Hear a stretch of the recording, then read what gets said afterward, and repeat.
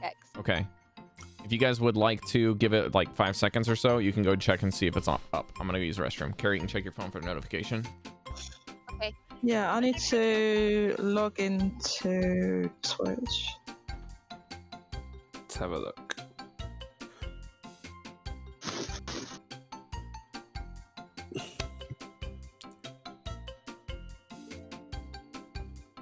Alongside of Final Fantasy, I've been playing a lot of Black Desert Online, and I'm playing a Corsair, which is a pirate that is also a mermaid. There's a mermaid pirate? She summons whales. Yeah, it's super cool. I love it. Oh, cool. Yeah, Recently, when she just summons them, she now. just crushes everyone. Oh yeah. I picked up a different class and I was like, but I can kill things fast. I can kill more things faster with the with the Corsair. But yeah, like I'll just like summon a tidal wave down on people, or like just go big tidal wave with like whales. It's pretty cool.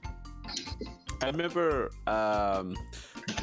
back when Aquaman from DC Comics was considered a joke character before the movies and all the rest. They tried to mimic like a comic book to show just how really powerful he is and he should be taken seriously. And everyone only remembers the one scene where like you shouldn't treat me so, and he just summoned I think it was a whale that just literally ate everyone. And then yeah. You see them just going book, and down he goes, and that's it. And it was like, all right, cool. You're legit, okay, fine. Yep. But it's super funny because I did the role quest, the class quest in the game, and like the whole basis of like the game is that you're this. I don't know because I haven't finished the story, but I'm assuming you're this hero from another time and someone else in the body, and you have amnesia, so you don't know who you are. Yeah, Cari, your audio is like fading a little bit for me. Is that just me, or is anyone else? No, I've been having problems with my audio. Can you hear me better now? She doesn't use her mic properly. Here, let me put it up here then. I'm gonna turn you up a little bit. Fish, hello. Oh. So basically, though, like I come across this otter. How's it going, Fish? Who's like this otter person. An otter? Yeah, like apparently I had a crew of otter people who were my pirate crew. That's one buzz. Also, hi again. I had to finish my story, but I'm done now. Are we split into two teams of orange and blue? I forgot what I was doing. I'm in the blue team. That's the orange team. And what am I, Mars? I guess I'm ref. You're kind of orange. You're wearing blue, but your light kind of looks orangish. Yeah, I can see a bit of orange and blue in. I think there's a bit of orange and blue in all of us. This is true. Nope, there's no orange in me. All right, is everybody ready to play? It just seems like, yeah, joke destroyed. Yes. All right. Let's get some music, and while I'm doing that, make sure you guys fire up Roll20 and fire up the character sheets that you got, and whatever device you prefer. If you got dice, then have some space to roll them. If you're using physical stuff. Yeah, and everyone, welcome back. Guys. Welcome back. We're all here. Gang's all here. Hello. Cool. I haven't played since we leveled up. Those are my drawings as the. I'll send them to you guys. Very cute. So, yeah, I've been drawing. D&D time. This is not your D&D drawings time. Okay. Yes, sir. You guys can talk about it on the break. It's break time. All right. It's. Is this the one I want? Yes, this is exactly the one I wanted. Last time the group got back from Bremen, they were able to manipulate a lot of circumstances in their favor.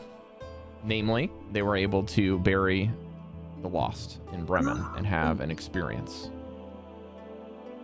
of loneliness and empathy.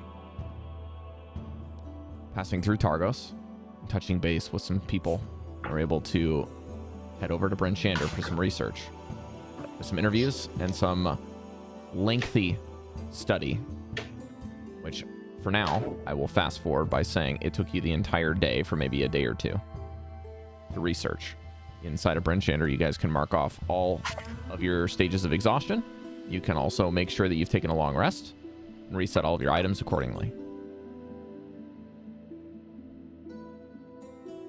The group, through all of these research things, I was able to roll for Vanvalor and Torterra, who were absent with us as players, but in character, they were present. So they were able to do some research and help out with some people.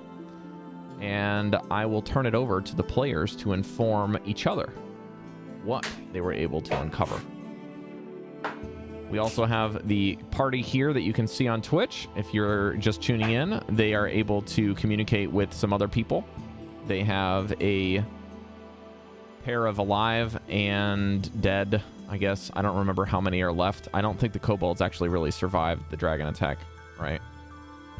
I think some of them got killed. Not all of them are dead. They did. Yeah, not all of them are dead. I think a couple of the dead ones are dead again. But they are joined by a necromancer by the name of Velin Harpel, which name precedes her. And they've recovered a family heirloom artifact by the name of Professor Scant, if you will, who is unbelievably talented in a few specific subjects of arcane knowledge. All right, players, you're in Brinchander for day 2 after a long day of research. Probably find yourselves in one of the taverns or in the streets trying to find just a place to sit down. It's busy. People have all kinds of different emotions, but you steal away somewhere. Where's that going to be for number 1? And then the time is yours.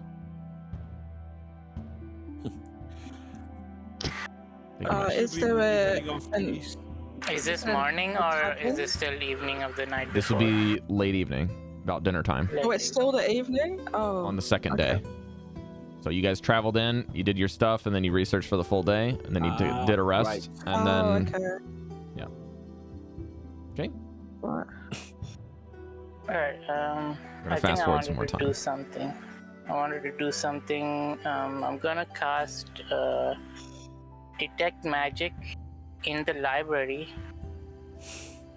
See if I get any pings. And since it lasts for 10 minutes, I'm gonna also look for pings maybe in some of the main shops that I think could have anything, like Black Iron Blades, any clothes shop or jewelry shop kind of thing. Are you looking for anything in particular? Just anything that might be worth at least looking at and seeing if it's worth getting. Magic pings, basically. Maybe a magic spell book, something else that's hidden. Magic thing. Magic. Did we agree to regroup after the research? I guess we must have done, right? I'm gonna say you probably would have had a plan, yeah. Because I don't personally remember who was grouped up with who for the research. You guys definitely needed to split up, and the main reason for all of this is because you guys covered a lot of ground and gained a lot of information, and so I'm tying that to time. Okay. Because you guys got a lot of good stuff, so we're gonna trade that for time instead. Yeah, we got good information, but we haven't shared it yet because we haven't met up yet. Well, I'd say you probably would have shared a little bit on day 1. And this is kind of like the end of day 2. You guys are gonna be sharing kind of your conclusions after the fact. Mesh, you actually don't get any pings in the library, and I need to look something up really quick.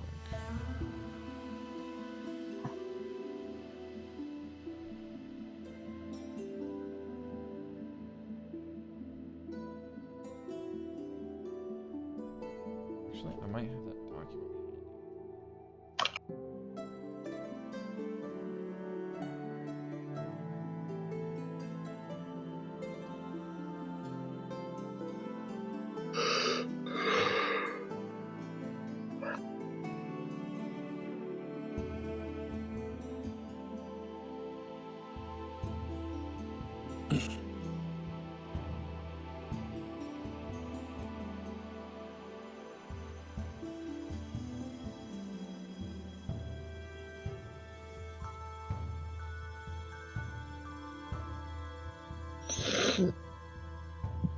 You get a ping in the black iron blades.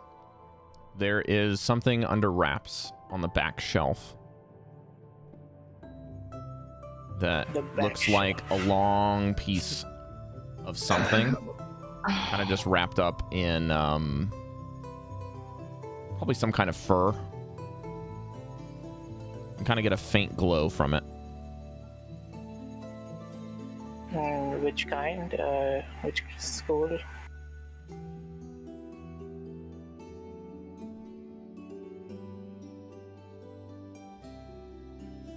Enchantment.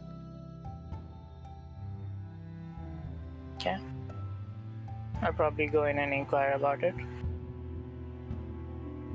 You guys are friends with them. Yeah. The shop owner would tell you that it was recovered from somebody a while back. I can't remember who, but they said not to sell it. Some kind of black metal. Black metal. Mm-hmm. Can I take a look at it? It's probably from one of those space boats. Let's see. Roll me a persuasion check. That could be a dangerous object you have there. Roll me a general persuasion check.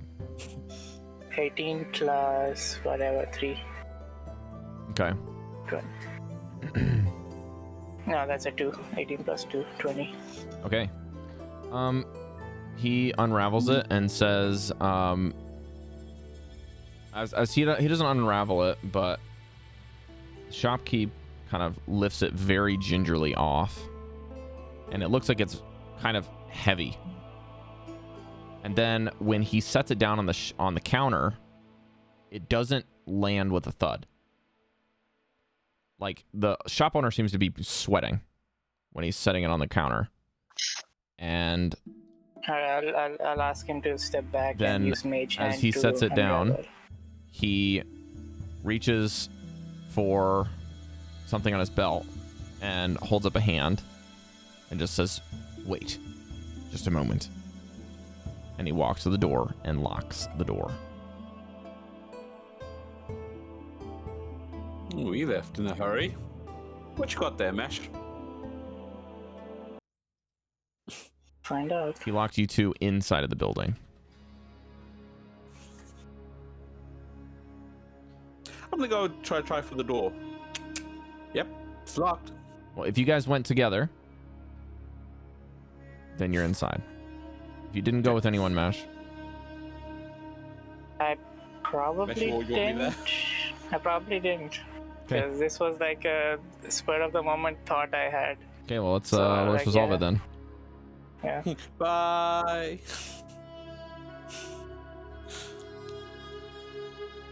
Alright, if you don't want to touch it, that's fine. I'll use mage hand to peel it open slowly. Takes a little while. But make an Arcana check with advantage. Double 19's cheapest. Roll me percentile now. Percentile. 100. You don't want high one percentile or rolled. 59. 0. 59? Yeah. When you uncover it, you can kind of... The Arcana knowledge of this system is what gives you the understanding of what you're unraveling. This is without a doubt Chalcedony. Also. And when it unravels, you don't really notice it until you finally kind of get a good look at it. Once it's mostly like uncovered, it smells of rot. And you can almost see like the unhinged nature of the metal is like misshapen, and in parts of one side of it, it seems to be sharp. And as you unravel towards the end, it looks like it's basically a sword without a hilt or a arm guard.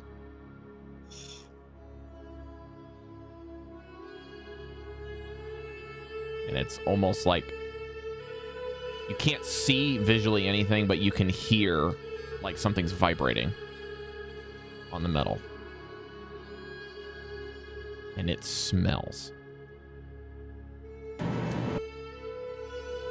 Okay.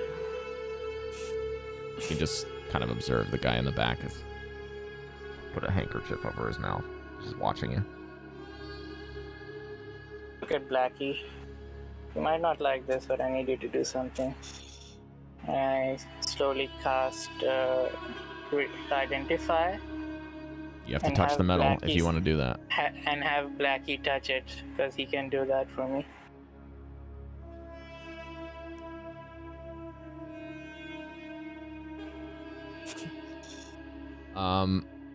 This is not cursed. It's not blessed. It's just a regular unhilted sword. And it looks like it's been affected by some sort of like dark presence. Dark presence. That's what I get. It's very, very twisted. You get that same vibe from when you were affected by that statue, or maybe even in Zardark's fortress. I definitely don't sell this to anyone. This is not a good thing to even keep, to be fair. Start wrapping it up again. Yeah.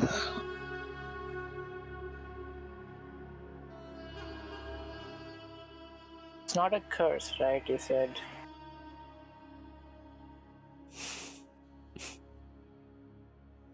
Maybe I'll have Berlin look at it at some point.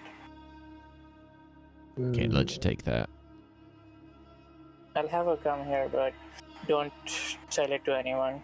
I agree with whoever told you that. I'll keep it covered. Be safe out there. He unlocks the door for you and puts it back on the shelf and then goes to the back. And as you're leaving, you can hear him putting something to kind of in front of it on another shelf just to make it seamless, sneaky, if that makes sense. Almost putting like display pieces of things that people might be interested in front of the wrappings. And the door and little ching ding ding closes behind you as the door clicks shut. That's it for me. I'll head back to the tavern. Where are we? It's bustling and packed, but you guys can get in there. You can see Villain is still reading through Dazan's book, comparing notes, kind of just shaking her head and drinking probably some hot tea, taking some cues from Devii. Yeah, it stinks in here, guys. I need people's body odors. Well, what did we find? Is this the tavern? Are we at the tavern now? Okay, alright. Time to drink.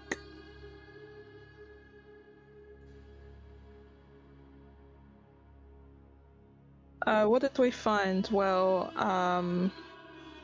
we found a lot of different information in the different books. Well, I found some information in a book about the island. It was in a children's book, and it's more written like a children's story, but I think it's based on real legends, and it lines up with some of the other stuff we heard as well.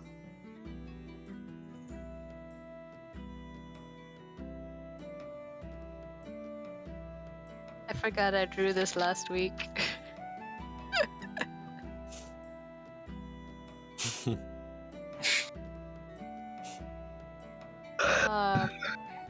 I actually wrote down a lot of what we went over last week, but I didn't write over like what I specifically uncovered. Oh, you made notes, Devii? There's a big summary in the objectives thing I did for everything from the last 2 episodes we found out. Did you write down who found who? So I can just say that you guys are basically bringing each other up to speed right now. Maybe. Okay. So if you guys want to talk about some specific talking points, you can use that if you want to have that up as reference. Go for it. But I know some people weren't here for it, so it would be valuable for you guys to kind of talk ad nauseum a little bit. And if you want to ask follow-up questions, I'm here. I've got stuff, so. Oh, can I just ask who found the information about the bell again? I can't remember. All I remember is that Goldy researched the theme of light. Yeah. Because that was the only thing that was I think that was the only thing you guys didn't get information on. Yeah, nothing on. That's yeah. Well, since we can't remember who found that, let's just maybe we can just talk about it in general. Yep. So that information about that bell, that was that same bell that we found on that jetty, right? Out by the stairs. We assume so, yes. But when I ran it, it summoned some large bird that we had to escape from. Was it one? I thought it was 2. It was vultures. But it's not supposed to actually summon the vultures. They just came. The bell was supposed to summon a beast. That is told a woman was rescued by a boatfish, and the beast is called an anjajuk. I can't remember what it said exactly, but when you ring the bell, it's supposed to be some sort of underwater transport. Like a whale with a bubble in it was what it looked like it was drawn. We didn't stick around long enough to see if that was. Yeah. Or well, we wouldn't have known, but we didn't. We had to escape from always cover the vulture. Giant vultures.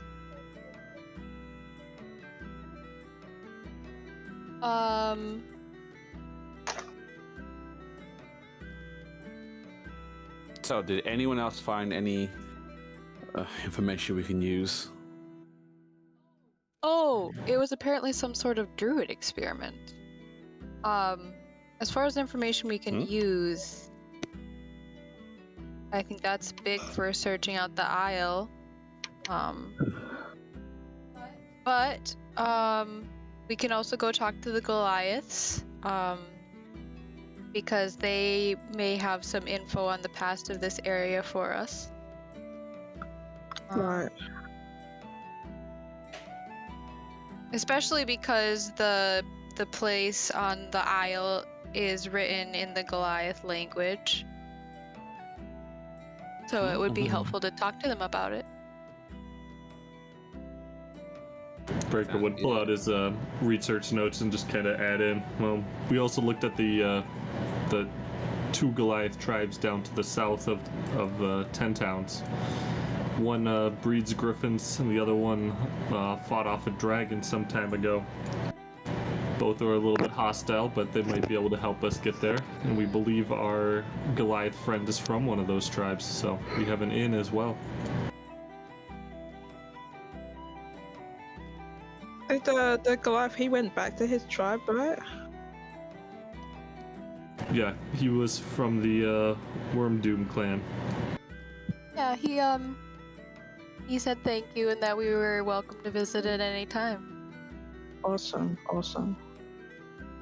Yep. We have unsummoned Mesh. Resummoned. Yay! Resummoned. Unshunned. Shame, not shame.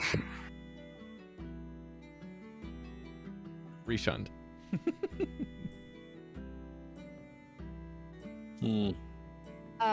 Fish Dally, do you have any questions? I know that you guys weren't here. Is there anything that you're curious about that maybe your characters would have liked to have done over the course of 2 days? I can let you revise something for day 2 if there's something you personally wanted to go do.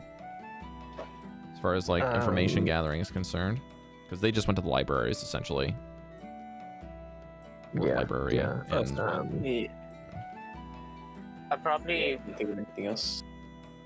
on the side have to tell Willen about the weird blade made of shardland. She writes some notes down, so she'll get to it in a bit. She's basically just, this is her time to pick apart down Dazan's notebook.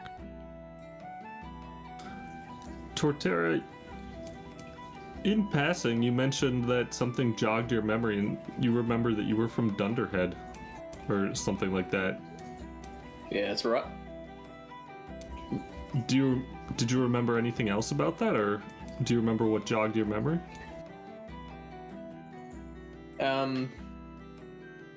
It was I know it was someone mentioning the town name that sparked that in my memory, but that's all I remember at the moment. And I seem to be getting bits and pieces back constantly, so maybe something else will turn up.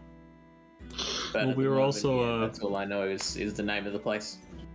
We were perusing the map, and we had a marker that was of interest to you down to the south as well, by Zardarok's fortress.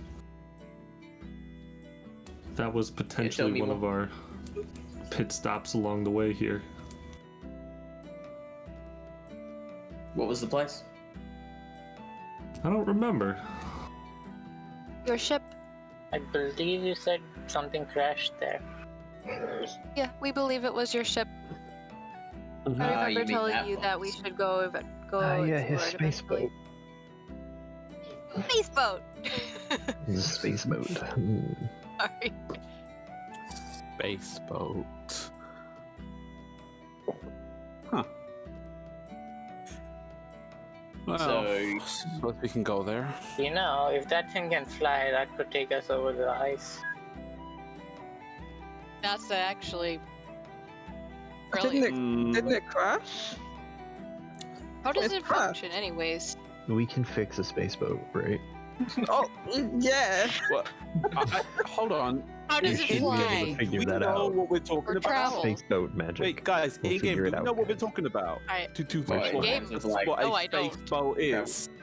You guys would be Out of game. It's I don't think not any of quite us a know. space boat. It's like astral, right? So it's technically in yeah. realm. And as an astral being myself, it's kind of like, I kind of know. I feel like I kind of have a vague idea of You're a celestial the realm being. that he was traveling. You're a celestial being, not an astral one. Not the same. No. Come on. And Doesn't to be it? fair, you're more Okay. human than celestial. Celestial influence. But yeah, you would definitely be primarily like, think of it more like half elf, where you're primarily elven or primarily human with influence from your blood, not necessarily like a completely different thing, if that makes sense. Just like a tiefling is a half devil, they're not really a full-blooded devil, they're human plus, you know, or elven plus devil. And a halfling, we don't know what they're half of. Half height, that's about it. They're half-lings. Yeah, Half of the they're half of a ling. Yeah, exactly. We're on the lings. They're not a full fling, You never not wanna until you meet a throw ling. them. Yeah. Sorry. Dark creatures. You don't want to mess Oh, with that was a the good one. They are dark creatures, you must never visit them. Just then visit them, they will take you and your things and your friends and your friends' things. Do you remember Organized. anything about the ship, Torterra? Get some flashes from your last dream that you Yeah. had. I do, but it's painful. Okay. Is there any non-painful part that involves like how it was powered or anything? Or what fuel did it use? No, I was. They wouldn't let me anywhere near anything that controlled the ship. Okay, not to worry. I mean, Perhaps. it probably was powered by, you know, sunflower oil or mead or something like that. Yeah, you're gonna have to put your Perhaps. thinking caps on Like as to most- how a medieval magical character would interpret technology.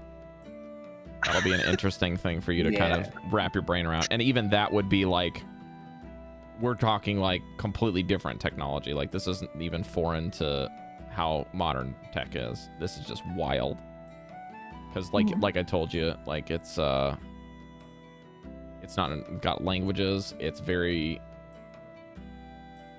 hard to explain. It's otherworldly almost. Yeah, so it was probably like coal or vegetable oil, most likely. Vegetable oil? That sounds right. Yeah. Well, I've heard of them mixing magics before, but it seems a bit odd. Something to fly. You sure it flew? It didn't just teleport or have some sort of... It flew. Did it have wings? Does it have wings? Because do you remember the Chalcedony dragon? The Chalcedony dragon could fly, but I mean, it seemed like it would be too heavy to be able to fly. And it had wings, but I don't think those wings were big enough to carry it. But on the inside of the Chalcedony dragon, it was hollow, and there was something in there. So maybe it was like that. No, it had some sort of thing in it that glowed and got really hot and really loud, and I think that had something to do with what made it fly. Maybe it was some kind of big explosion. Maybe like a sun, or some kind of like a sun, like a big barrel of gunpowder. How would the sun fit inside of a ship? That's interesting. If you squeeze it down and even if it had all of these things, it seems very odd how they could make it be controllable. It seems the most difficult, right? How to maneuver that. Once you get it into the air, seems, difficult. Why are we trying to figure this out without looking at it? Guys, it's just magic. We're thinking out loud. Because I'm a wizard. Thinking out loud. I see. It would help you if you actually saw it. Well, yeah, true, we don't but I know can't. what it looked like. I'm here with some nice tea and some alcohol. I'm not in the cold looking at something that I don't understand. I like postulating, thank you, in the comfort of my own seat. Like, a little gyrate in her chair. Has she been drinking? She looks a little tipsy. Definitely seemed to have spiked her tea.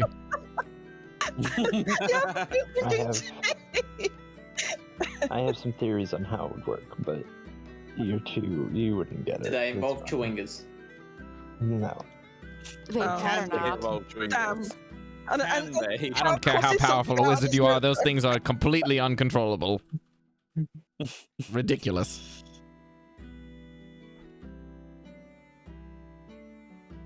Well, we could venture that tomorrow. I mean, the initial plan was to go to East Haven to see if the library was still intact and if we can find some information there. What is it that we think we're going to uncover outside of the largest library in this entire region? Well, I think the main thing was anything Dallan might have left over, any hints to where he found stuff. You guys already turned over that entire library when it was intact. What do you think is going to be left when it's been explodey? I mean, we didn't know what we were looking for. Yeah, that entire town has been decimated. You have an entire city here, or town rather, that we've been through, and then you were there before, and that's how you found Dallan's notebook in the library there in the first place, according to your story. That's true, and you're right, but if we are heading towards the Goliath tribe territory, I mean, we need to pass through East Haven anyway, so we could kind of just stop off there and see if there is any remnants of book information, or maybe even people that might have related information. What is our goal here? Our goal is to, I believe, stop the winter that's going on. Yes, but what is our immediate goal? Oh, to drink. We're drinking right now. Right then, to having no plans. And He's not wrong. So we learned something about this. There were two plans for East Haven. There was the beam to the north that might be related to Dallan's finding, and then there was no information or anything we could find on Dallan here, so the plan was to go to East Haven and continue looking there. There's also the The general idea is that there's a possibility. We have no concrete information. We'll find anything at all. A literal long shot. So we found where the codicil is. Truth. Yes. We know where it is. Okay. We just don't know how to get there. Mm-hmm. We have a few options. The fish, the giant tribe that have the griffins.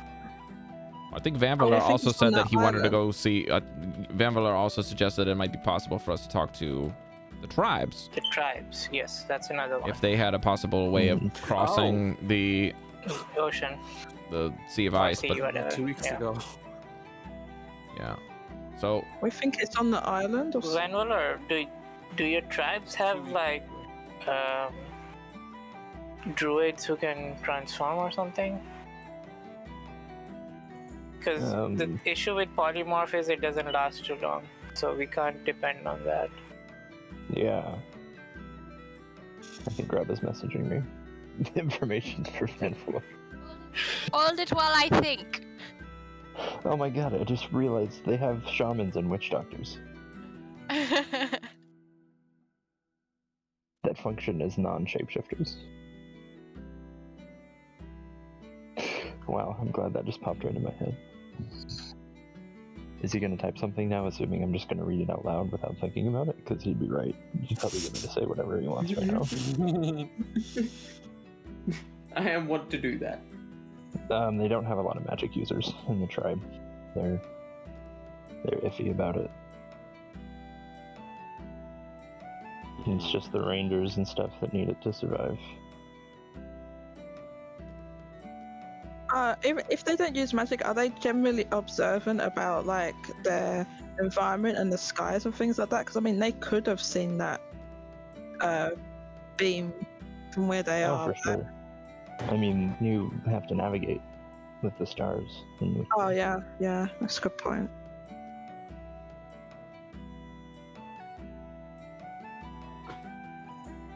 They also might have a more historical knowledge of the Isle of the Solstice. This is true.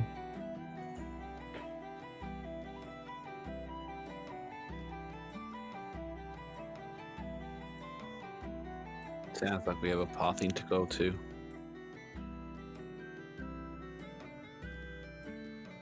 So our plan is to drink and then go to East Haven tomorrow, or not? I think I agree with Willin. We won't find anything in East Haven.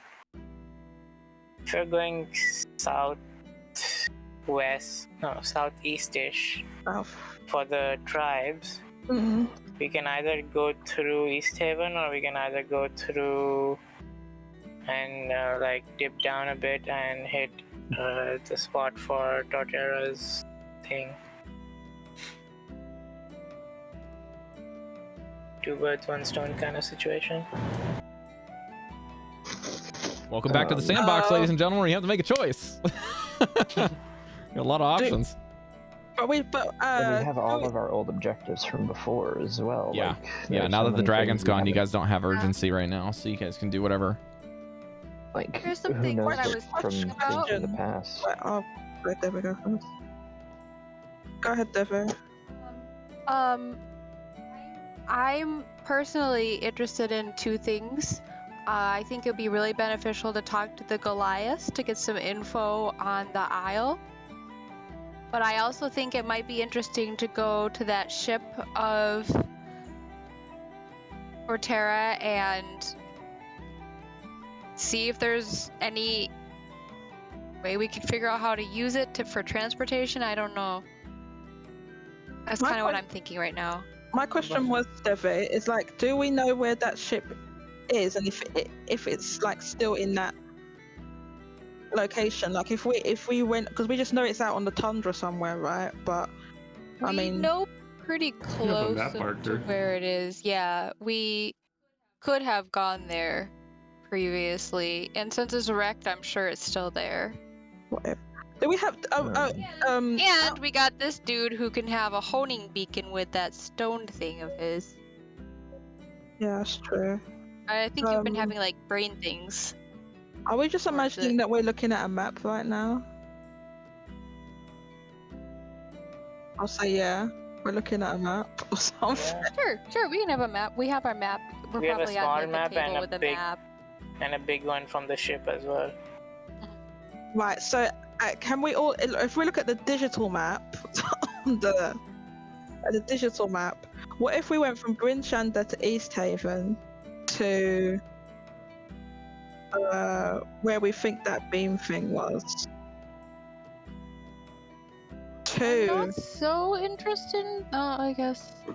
Oh, well, you want to go down there? No, I understand what you're saying now. You're saying check out the beam Devii. and then go to the Goliath. That makes sense. Devii, you said the. We could do it the other way around. We could. Maybe that makes more sense. The bell and the like whale were the druid experiment. Yes. Does that have anything to do with the druid that we've been hearing about? That's what I think we're thinking. Because apparently druids and the followers of this bitch that brings winter live on that isle. So it would make sense. Oh yeah, So this is I declared war Velen's on thing. her. This is Velen's thing that she brought up, so I'll speak for her. This particular druid, in the activities of its follower, whatever this waterfish thing, bubble majig is, completely counterintuitive to all of the things that the Ice Maiden has been doing. Protecting, preserving, rescuing, taking care of things, and also being easily poached by humans. That's not the motif of someone that is a powerful Ice Queen. No. This is a different kind of druid's work. Maybe counter druidic practice. Possibly, I don't know. But it's very against. I don't think the Ice Queen would be ferrying people for free under the sea safely. She would be restricting their movements and freezing them on sight and trying to kill them within an inch of their life. I don't think this is very friendly type of individual, deity or otherwise. So this doesn't seem like the same work, and all of it is druidic myth, according to the books that we found. This is like she draws on a napkin. I mean, this is like a child's drawing, as far as I'm concerned, that I found in the book. So it's not exactly an extensive thing. It may fall flat. I don't know. I mean, you said you rang the bell and some vultures came, whether they were summoned by training or they just heard a bell being rung and they happened to be nearby, attracted to the sound. You never know. It could just be a glorified crow's nest that was nearby, you know. But either way, I think it's worth a shot. It seems interesting to me. You know, I don't think vultures would give you much of a problem. Anyways. They were pretty big. Yes, but there's 8 of us. 9, including me, and not including the kobolds. Breker's 2 cents is, if we go towards Ankajuk's Bell, we just go straight there and do nothing in the south or the east. Yes, that is the predicament, as we can't really do the 2 birds, 1 stone thing, but we go after a main objective, so... Well, a main objective in that we can get 1 step closer to finding the city. But we don't know if we're going to find 1 step closer to the city at any of the other locations anyways. Or if the Griffins will be safer. Since Torterra is awake today, I thought we might try to swing by his. Say that again?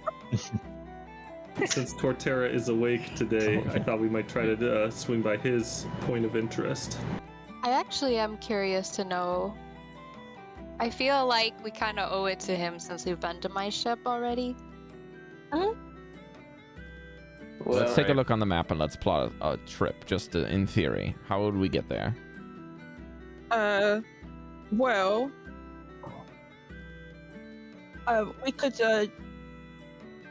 for some instead of going directly south, we could use a part of the way. We could use the road.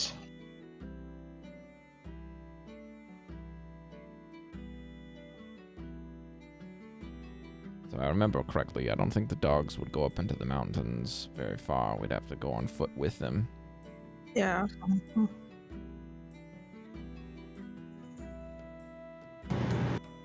Looks like Mesh's estimates say it's 22 miles or so, with 6 of that being on roads, so 6 hours plus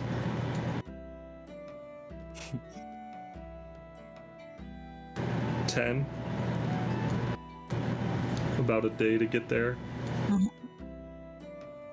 Oh, in no trouble. Yetis and so on. Bandits. I've got to warn you all. I don't know much about what went on when I was on that ship, but I have a very strong feeling that when we get there, we're going to find more than just a mode of transportation. Good. Is that good or bad? Perhaps other people like you. Oh my god, we can finally find out whether the tortoise or the egg came first. Let's do it. I don't think there's anyone else like me, but I don't think we're gonna see anything friendly. Okay. Everyone gear up. Make sure that you are ready. I'm ready to get out of this place with so many people. It's really hard to concentrate with the smell. So. Shouldn't we go Does in the anyone have morning? any other Want to go right business now? to conclude in Bryn Shander? I mean, I'm gonna play tonight, but other than that, Unless you wanna check out that blade, well then I think we're good here. Let's save it for later. We have Yeah. infinite time to go and check out more things with Shardle, and I'm a little Shardle out after that dragon, if you'll excuse my disinterest. Well, let's have one more drink before bed, shall we? 1 or 2. Very well. 1 or 2, all right. I'll take it. Well, I think some of us have already had 2, but anyway. Well, these 17 drinks drinks are later. on me for the evening, so you guys can enjoy yourselves. Oh my god! Finally, the generosity. Yes, you could write me up into a story as a romanceable person or something. Just make sure it's Right, half well, my I- age. I already have you as a romanceable Rob, person. I'm gonna play music. I'm Okay. gonna do it for the people. God. Let's get a performance check. Finally. I have a question. So with the performance checks, what's like which part? Where's the line between good and bad? Do you just kind of play it by ear? Depends on who you're playing for and the situations in the hearts of the people. That's fair. All right. Well, I'll roll a performance check. Can I give him advantage by? It's fine. Yeah. I mean, yeah, sure, but What are you gonna do, Mash? I was gonna have a invisible mage hand like perform with that like floating torch, like go with the music. For the performance, just like, I like mean, holding a it's just candle. it's just going with the beat of the music. I like Okay. wave, like when you think wave a lighter. if you wanted, do you have prestidigitation? I just Mesh? want to back up for a second because this is a packed house inside of like a tavern, and you guys are like body to body in these things outside of the booths, and Mesh is like trying to jimmy rig a torch and just go and then, like wave this thing around over Chalcedony. people's coffee, like, jeez, dude, there's lights in here already. What are you doing? You're getting ashes all in my coffee, bro. Like, that's the kind of reaction you can expect in this place, okay? Oh shit. So if you want to do that, I would recommend a candle. Light candle is fine. Or prestidigitation where you can like do a sparking or a light Okay, how cantrip about or this? something. I'll just like have the hand juggle some cards or something. Yeah, like that's fine. Oh, Yeah, God. prestidigitation is fun because you can, whenever like the bow hits that. I the don't have access to strings, that. Yeah, he doesn't have it, sparks, and though. there's the lights and Mhm. sounds. All right. He doesn't. Yeah. I mean, that's what I use it for mostly. Okay. I'm gonna say for the sake of Into- this check, you don't have advantage, but it will have some really cool ambience with Mesh helping you. So Oh my that will God, be yes. taken into consideration Yeah. for the check instead. 14. Yeah. Total? Yeah. So I'm sorry, I rolled like dog shit. the let's see, this one, how's this one? So the music is not bad. It's actually pretty good. The difference is that this place being so jam-packed, you almost just get bumped a lot while you're playing. And the general loudness of the room doesn't really bring in that much interest. For whatever reason, it's because the people are rambunctious, they're drunk, they're sad. They're maybe just coming and going or asking people for certain things, but you do get some interest from some people, especially kids who are around. They don't really pay you anything, but they'll like they'll clap and like show up, and be like, instead of paying, they'll go up to like your little payment hat and be like, "Is this yours? Make sure no one steals it." Why do they sound like kobolds? They're all kobolds. Yes, one of them is like, "No, you pay, you pay," and the kid goes, "Ah!" and like runs off. No. What? I just said you pay. The other one just like slaps him across the face. "You're not helping." And then the dead one's just kind of staring, just like, and then the other two are just like, yeah. So leaving time. You play into the evening and have a good time with the music regardless, and some people enjoy it and say thanks for the time, and you know, probably walk away with probably like 3 copper. Oh my God, better idea to workshop next time, man. But yeah, Velen brings over a couple round or 2 of more drinks, and then you guys haul off to bed somewhere, wherever you can find shelters for some of you. Cal probably shacks up with some random patron. That's it?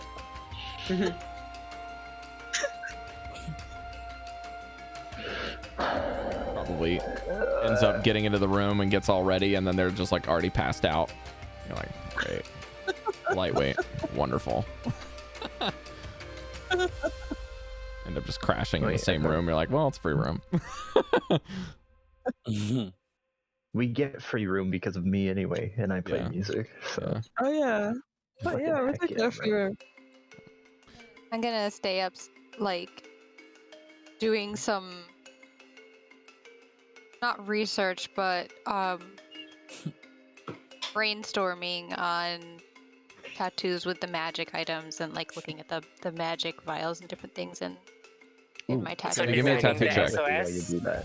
Writing down Also ideas. design- What? Devii, give me a tattoo check. SOS. Tattoo check. Remember, you have +1 with your new kit. Yay! One second, I you had to scroll down. What? Dev- I can't hear you. Are you designing the SOS thing?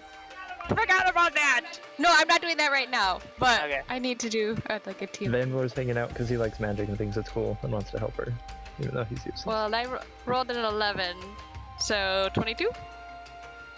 23 with a +1. You got a +10 or what? A +12? So I have a Devii, +11 for tattooing. I'm gonna say that you get distracted midway through trying to figure out stuff, and you end up reorganizing this thing about 5 different times until you're satisfied with how it's reorganized. And you realize that every time you organize it, there's a significant area inside of your kit. Again, it's almost like this kit is completely new. Everything inside is different. The vials are all set up. Everything is like familiar, but it's not the same. Yeah. And you end up putting in some of the gems maybe that you have as a group. You maybe observe that there are some vials that are meant to be empty. And there's some distilling equipment in here that seemed like it wasn't there before. Almost like an alchemist kit, like some partial stuff there. And there's some other instruments that you're kind of brushing up on familiarity with.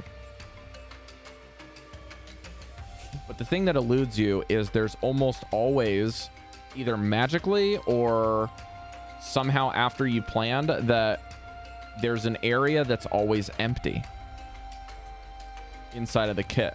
Almost like something's missing. Oh, okay. And you're led to conclude that that is the last component to make something work. And with the 22, you missed the 25 DC, but you're not sure what that thing is yet. But there's something in this kit that you need as one more element to make something happen. And if you can maybe do some sort of checks later, you can look into what you want to make. Or you can look into some things that you might come across to see if they might be a component that you can utilize and in what way. But if you spend some more time with this, you might figure that out. You're like, I'll figure out what you are. But whatever it is, you end up figuring this out, and then you reorganize it one more time before bed, and so that area is where you want it to be inside of the kit. Because you're like, all right, well, if you're gonna be here, you're gonna be where I want you to be. Yep. All right, and you guys haul off.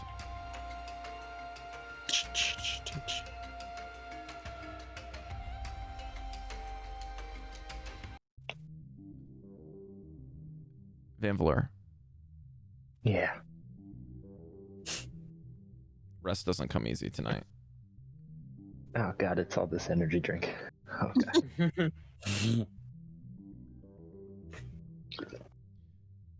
Do they have like red direwolf over there? It's almost like you're kind of just impatient with the production for the evening is kind of just getting to you a bit more than normal. That should have worked. Why is this? And then you remember a little bit more to do with the tribes and some of the discomfort with one another in the areas. Mm-hmm.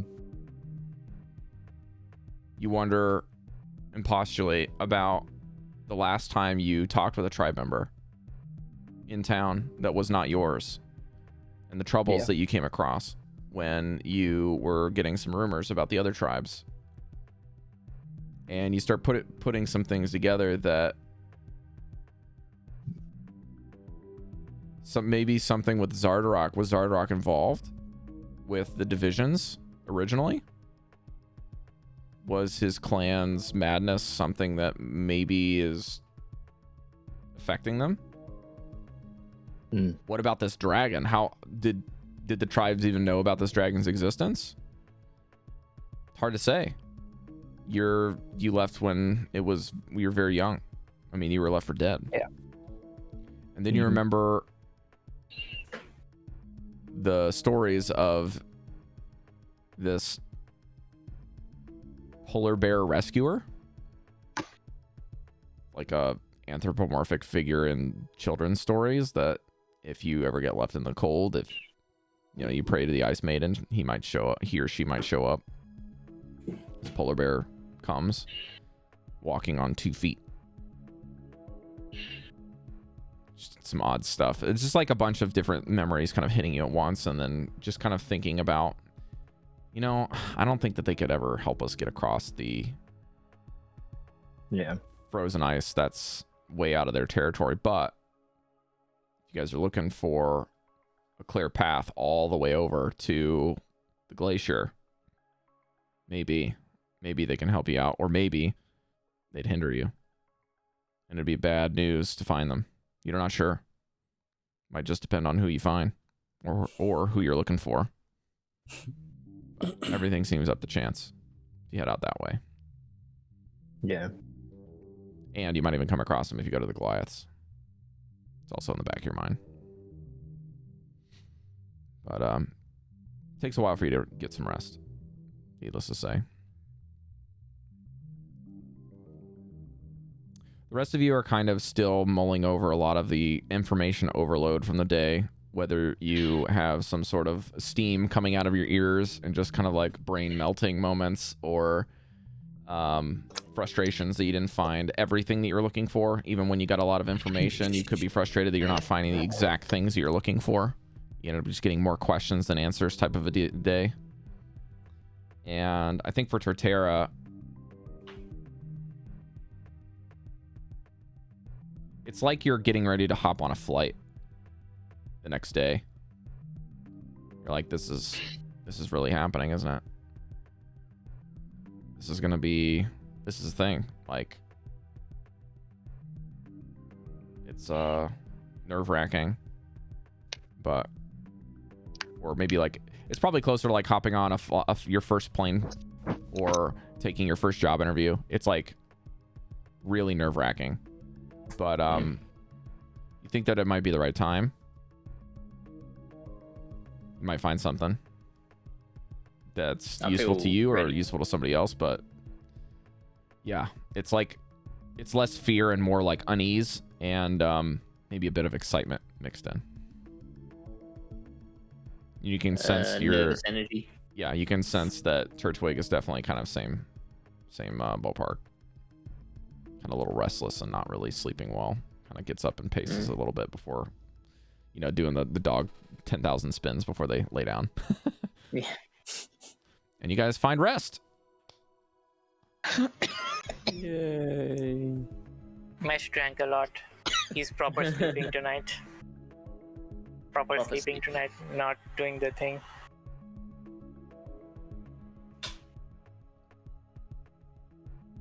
But yeah, nothing happens. Rob, can I roll something? For? Oh, I don't know what to roll here. Like, if I'm drunk, do I have a risk of changing form in my drunken state? Yes, yes, yes. Yes, you do. I don't know what to roll for this. I think I'll roll for this. Can you turn it into one of us just to add confusion? I think that what ends up happening is your body intakes it a bit differently, at least for the evening, where it doesn't. So alcohol shifts your mind, but it doesn't shift your. I'm gonna say that the doppelganger stuff is kind of like a. What are those? What's the medical term for one of your kind of systems, your internal systems, like breathing or like when you sleep, your heart beats, stuff like unconscious. Your respiratory system? No.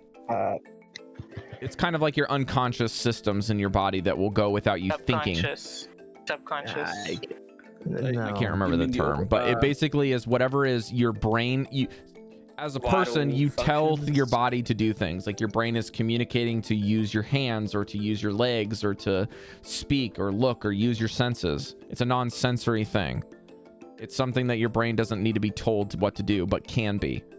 Like you can force yourself to say, I'm going to breathe. Breathe big or breathe small or hold your breath. It's stuff like that. But like you can tell the system to change and to do things outside of the norm, but otherwise it's going to function as normally. It's going to stay in this form. So that's how I'm going to say the alcohol does. It doesn't do anything to do with changing forms. That's a active thing that you'll have to shift into and concentrate on. Gotcha. Once you're locked in, you're locked in. It's like breathing. You breathe big or you go home.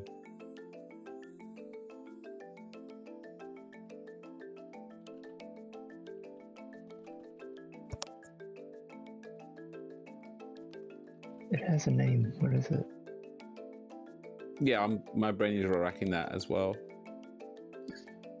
But yeah, you guys kind of wake up in the morning and maybe shack up getting your animals all situated. Autonomic. I didn't read it, but I did just remember it's your autonomic. Autonomic, that's it.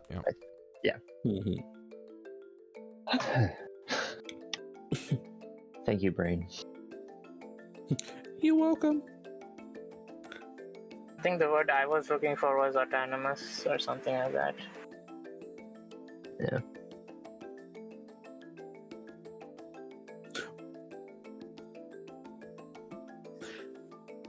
Can I just just retroactively say that before I went to bed, I just had like a bit of fun with Shine.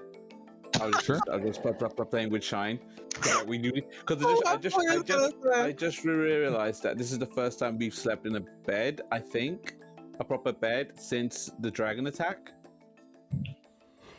So I'm just like enjoying this little moment of peace that we had. I'm gonna assume there's less room, so we're like cramped in 2 rooms or something. You're definitely crammed into some rooms, with the exception of Cal, who's, Cal doesn't share I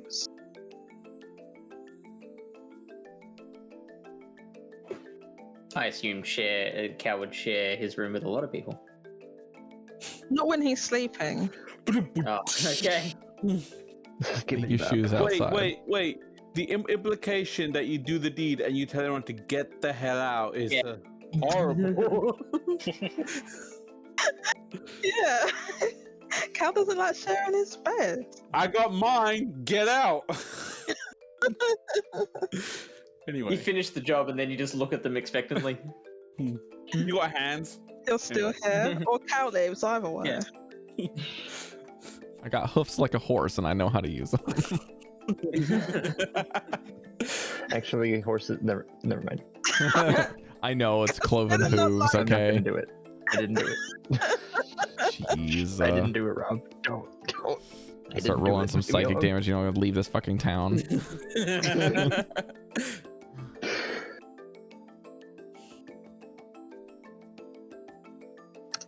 Yeah, you guys have the day. It's the morning. Can we have a vote on where we're going? North to the bell, south to the ship, or East Haven? So, I thought E7 was off the table now. If it is, then the other two. was we not gonna go? The route you showed us before, Mesh. Yeah. Like via the road. That's my consensus. That's my personal consensus. That's what you think. Okay. This is what we're probably gonna end up with, but let's vote if you want to vote. Well, Torterra, what do you think about that route? Yeah. Sounds good. So long as we all geared up, then yes. Seems like the most sensible route. Alright, we're going south then. So you guys are cutting across Dugan's Hole? Ability to take us through any route. Hope we're all Probably So just are you guys using want to it take as the cut across to Dugan's Hole? Yeah. Instead of taking a we're road? just using it. Okay. Yeah, I Using think it for speed. speeds up things a little bit. Yeah. It doesn't speed up. That's not a road. Should we check on? Is that not a road? But it's something we've gone through, so we know the way. I thought That's that fair. the yellow. I thought the yellow was roads. No. We know the way. Yellow in is the to giant indicate roads, that's but- how far it is with the yellow line. All of the red lines It's are the, roads. it's the Oh, the shortest red- direct route. I think that's what it was. Okay, the red lines are roads, and then we should go along the 10 trail then. Right? Well, I mean, if you guys do Guys- some simple math, it'll be faster to cut through. Like to go. It's to go just along this potentially way. more dangerous because you're not sure. Like the roads I've illustrated with you guys before will take longer for certain routes, but they aren't necessarily going to be at risk of wild attacks or whatever because they're well-traveled roads. What about if we went along the road and then the river? The problem is these roads are not well traveled anymore because the road has been jammed. We could go along the road for like all the way there to along 10 trail and then go along the river. 10 bank. trail isn't traveled anymore because of the landslide, so it's like snowed over. Oh, is it snowed over? Oh, okay. I wasn't aware of that. We talked What about do- this what do- last time. Cal just had temporary memory lapse.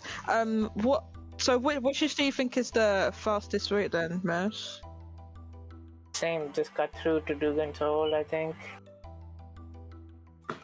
And go through down there. Shortest direct route, I think, is the best case in this Right. situation. As direct as we can whilst avoiding the mountains. Torterra, do me a Right. favor and give me a survival check with advantage, please. Navigator has helm though.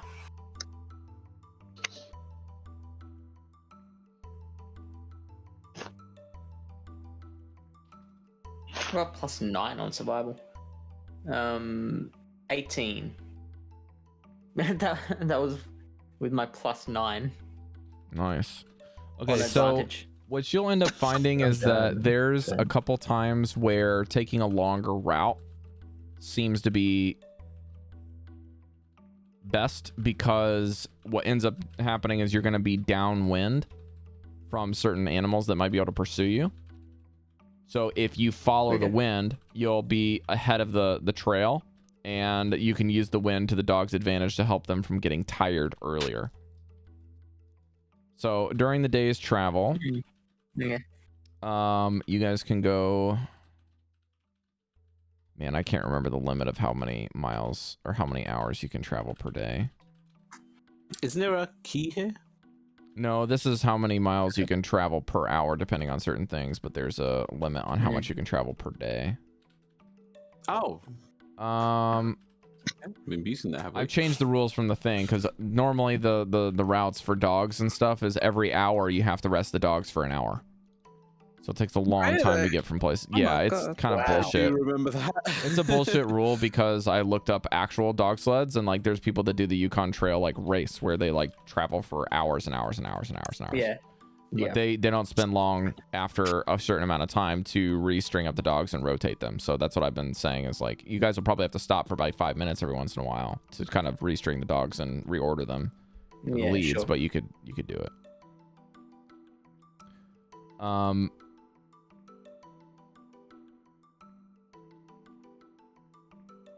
Okay.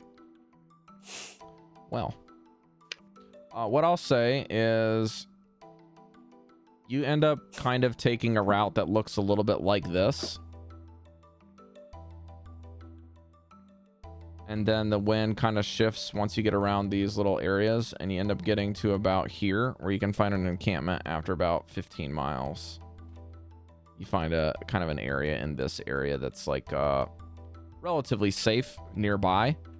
And almost even as a bit familiar to you, Torterra, as you get closer to this area, you might have recognized this as a potential like spot for maybe where you yourself personally were at one point in your past. So I'm looking around that was scary. Certain like topographical features and yeah, exactly. It's kind of at the realm of familiarity. Yeah. So let's see, that'll take about 7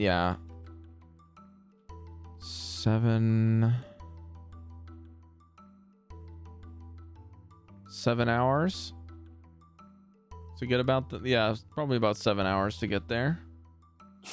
7.5 hours to get there. And I'm going to say that you guys are probably going to need to... Your guess is that you're close enough to get within, travel range of where your target's at. And you might be able to get there within the day. But you're not sure if you want to get to that location today after a long day of travel. It might be prudent to kind of like maybe go a little bit further and stay in the forest somewhere for an encamp. But you basically end up landing at a spot that would be a safe area to camp from your memory. But if you want to move a little further and get closer, you could venture to think that there might be some more areas deeper in. If you wanted to go through the forest near the river, you could probably find another encampment that would work in similar light if you wanted to get closer. Whereabouts are we located right now? You are here, where Devi's token is.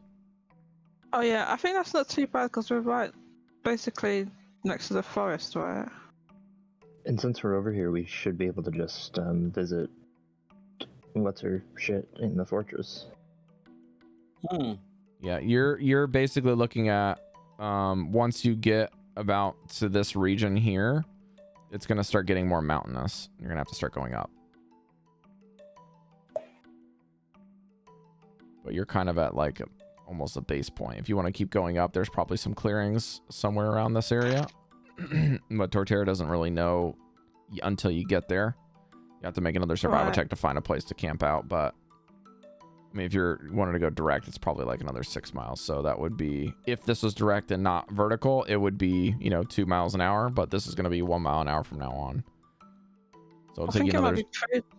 Well, not from now on, but from here, this region here is where it's going to start getting super mountainous, where you have to get out of the dog sleds.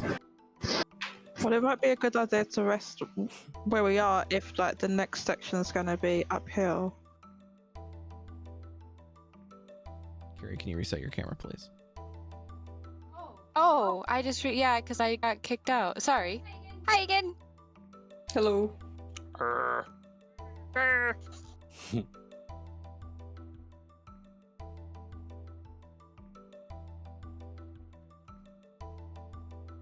Right, so what are we doing? Resting here? I personally think it's a good idea if we're not entirely sure of the terrain, but if we know it's going to be uphill, we can rest here, rest the dogs, recoup, and then because it's going to be slow going for the rest of the journey, so we rest up here, then we'll be well prepared for tomorrow, I think. Yeah, fair dinkum.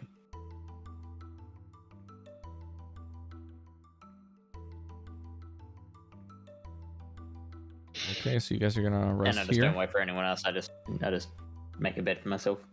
Okay, so you start setting up some tents and gathering some firewood and doing what you normally do. Doing what you do. Do you? Pretending that we're cool. Let me just double check something really quickly. Make sure you triple check it. Don't tell me what to do. No. Sure. Okay, so yeah, you guys kind of rest up for the evening. I hate that. Very nice. I'll say you guys probably set up some stuff for your dogs. You set up some other things for tents for yourselves, and Villain starts casting her tent after a little while. This is a really heavily wooded area. This is a heavily wooded area that's got a lot of rabbits. Yeah, I'll say Torterra can pick up some things here. This seems to be a very easy to hunt zone for him, but like as per usual, a lot of you guys are having some problems hunting. It just seems that Torterra's kind of just got a knack for it in this area. If you find anything good for my poison stuff, that'd be nice. From the poison stuff? Well, so do I need a roll for this? I'd like to, find enough food. I'd like to hunt enough food for the whole group. Rabbits and stoats and weasels. I'm actually gonna say you don't have to roll for anything here. You're just gonna be able to get dinner for everyone here. This is it's just gonna be like a process. Basically be saying that like if you're because Cal's like or the group decided that this is where you guys wanted to shack up for the evening, it's giving you more time so you can plan, so you're getting a pretty wide range of things. You get some rabbits here, you might have some birds some of there. Cal's stoats. What's that? Some of Cal's stoats that he requested. Sure. I just thought there might be stoats around. You might even be able to uncover maybe some rare mold that would be edible. Nice. So like lichen or mushrooms type deal. Yeah. So fish would be disgusted by that, but Torterra is like, you bloody ripper. Wild turnips. Did we find wild turnips? Sometimes I understand you, Fish, and other times you just speak a different language. It's his Japanese accent. And I love it. Okay. All right. Okay. Yeah, but you guys end up finding rest after the evening. I would like... Let's see. No, I think...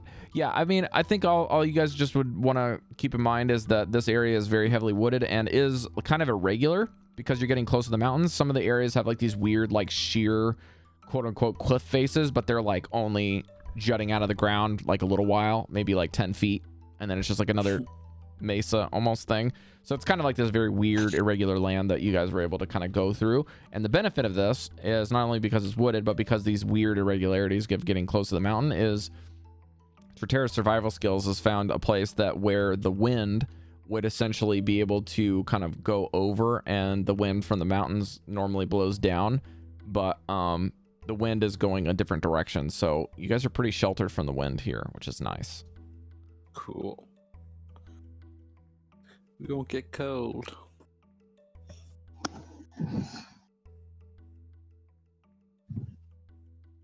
Sorry. My computer is so slow.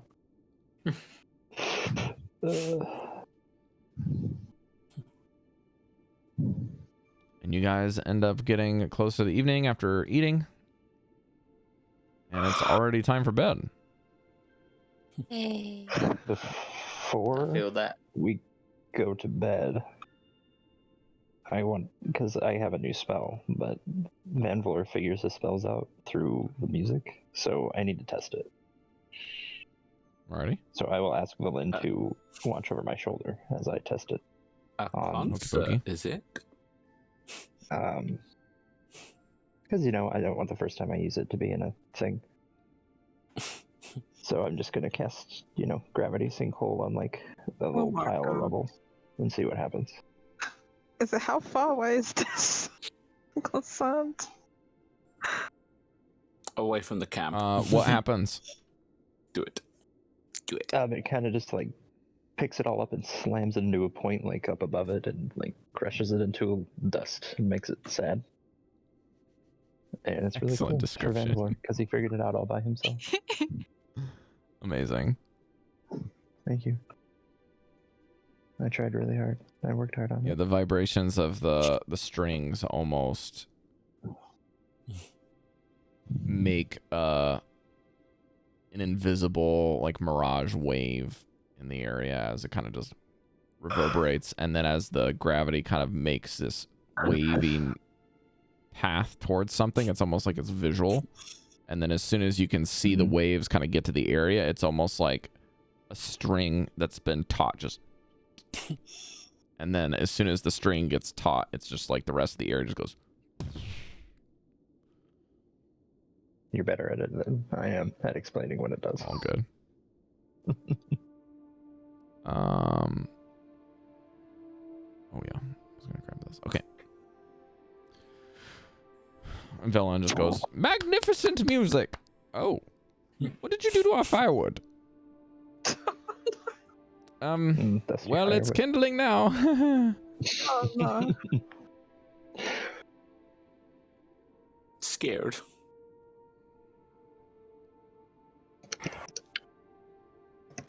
Well, I'm off to bed. Me too. All right. Hey, Totera, now that we're a little bit closer, I don't suppose you remember anything else?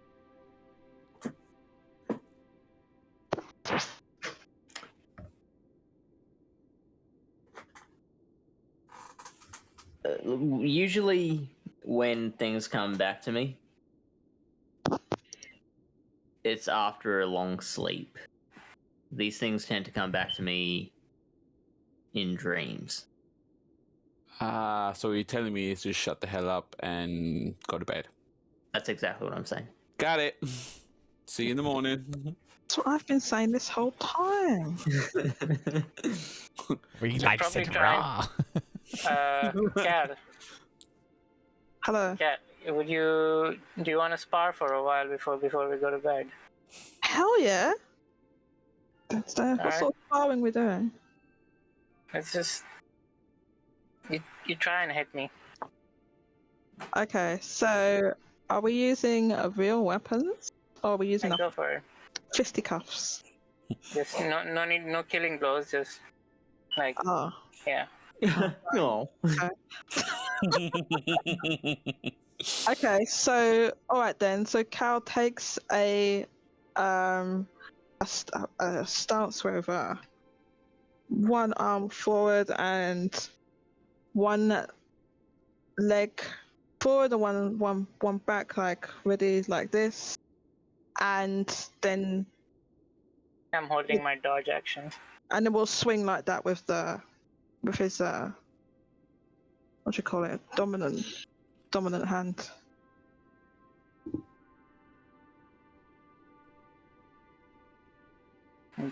You roll with disadvantage. Oh, do I have to roll? Unless Rob is storytelling this. Well, Rob's not doing anything, so what am I rolling? Roll your whatever weapon you're using with disadvantage. Whatever weapon I'm using with disadvantage. Because I'm using dodge. Dodge. Okay.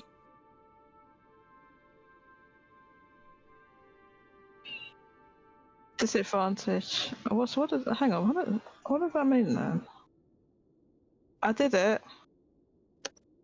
It comes up as a 20. What does that mean? 12 and 20 plus 8 equals 20. Okay, you definitely hit.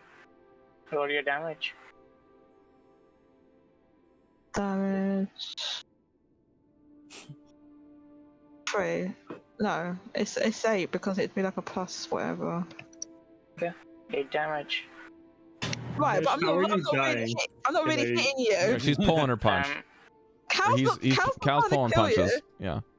We're both pulling punches, but we're just observing each other's methodology, I think, is the main thing. Yeah, you're not going to take damage unless you're intending to, so. Yeah. Mesh, I swear to God, if you somehow die in this sparring match. I would love it. I have uncanny dodge. I can half any damage if I really have to. I'm gonna resurrect you just so I can kill you again. None of this is real. It's not happening. Mesh, why are you bleeding on the floor? It's not bleeding on the floor. I mean, Cal's movements are spectacular. Like, you dodge out of the way and he still manages to hit you. Yeah. So now, Mesh, you have to hit me. I'll have. Do I get Blackie as my partner, or do you want him out of the fight? I think you should do it without Blackie because you're trying to test your own. Yeah. Is that the idea? You're trying to test your skills, right? Yeah, that's fine. That's 11 plus. What's my thing again? 7, so 18. 18. So yeah, you definitely hit me. Yeah. Slides his sword right past your sword guard and like basically just pokes right into your armor before pulling it out. Definitely hits the chink right between where the leather straps are, showing that he would be able to hit a little bit harder than a typical strike would because it's precision rather than strength. I guess we keep doing this for about, I don't know, half an hour or something. Yeah, not bad. You're at this for half an hour. That's like a day's worth of training. I don't know if you've ever done. Pretty good, we you've never ever done do any sparring. training. It's like 5 minutes of sparring will knock you out, man. That's a long. This is. Well, let's say 15 minutes then, or something. Okay, yeah, that's fair. Minutes, yeah.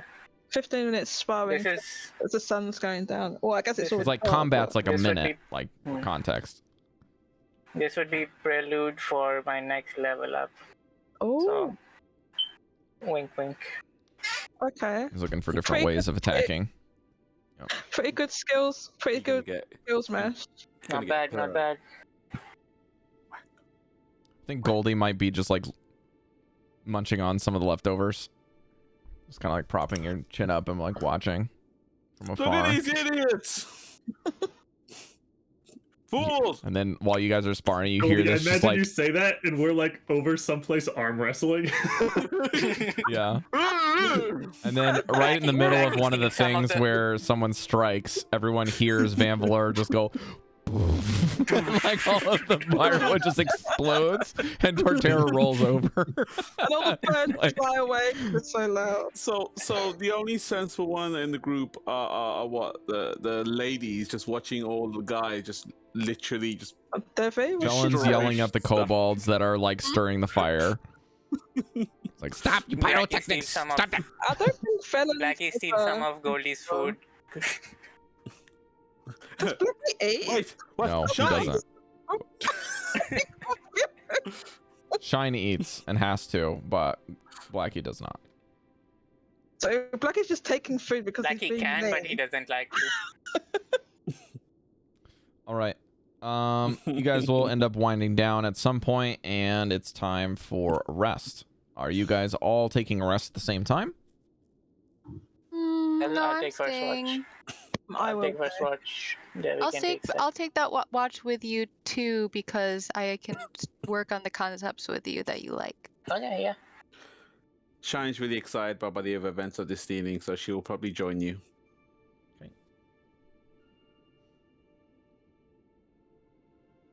So is it just one person on watch? Yeah. Me and Devii. And a fox. And Fox is not able to communicate, so it's just functional. Foxes have night vision, right? Mesh and Devii, one of you can roll with advantage, or you can roll separately. You want to do it? I will let you roll since I'm drawing. Okay, yeah. Okay, so if you're drawing Devii, you cannot give him advantage. Okay. Okay. Can Blackie give me advantage? I mean, I can like take a short moment to like look up and help him.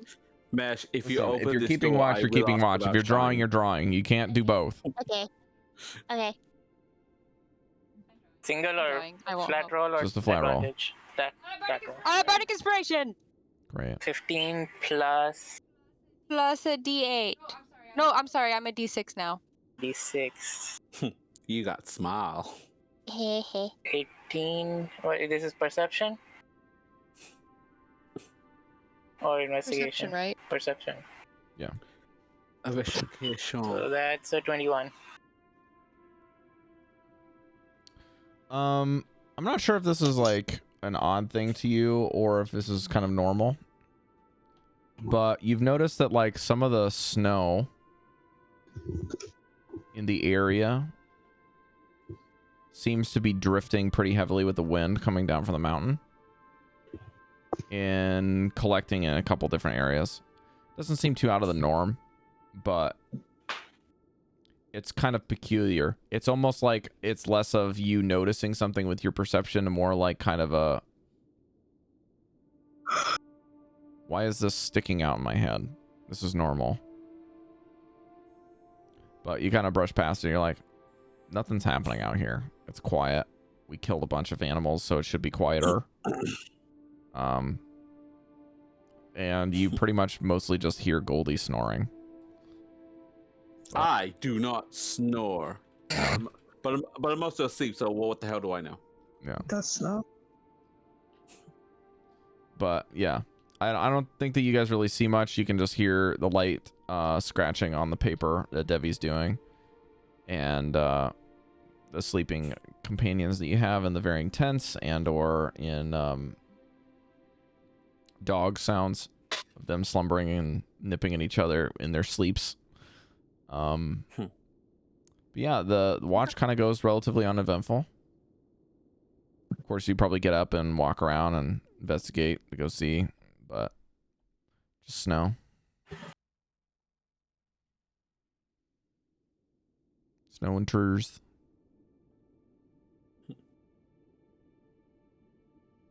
Alright, 2-second watch. I'll be the second watch. Oh, do you want to? Just both you guys go. Alright, cool. Yeah. Alright, Yeah, both we of can you both up. do it. Okay. We can catch up. Shine wakes me up and then immediately takes to position where the warmth of the bed is. Like, lazy bum. All right, same deal. You guys can decide what you're going to do for this watch. You can roll with advantage for one person, or you both can roll. Do you want to roll with advantage? I have a bad feeling about my roll. What are we rolling? This would be perception. Perception. If you're a watch. We have the advantage. I see nothing. 25. 25? 19 plus 6. Ooh, okay. You see things that aren't actually meant to be I was there. not planning this. Let's see. You see eight people on what appears to be a digital device. You've seen too much.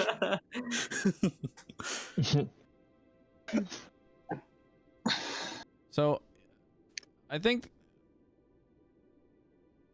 Goldy probably doesn't really see much outside of the firelight. Probably even grabs a torch and just walks around the camp every half hour or so, just to do a round. Mm-hmm. And the odd thing sticks out on one of his go-arounds of the campfire.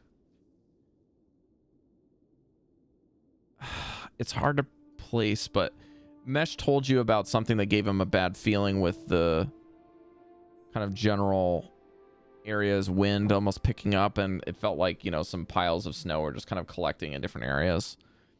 But for Torterra and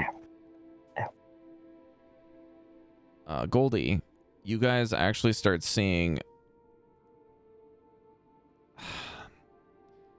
they're not like long, almost irregular like hills of snowdrifts anymore.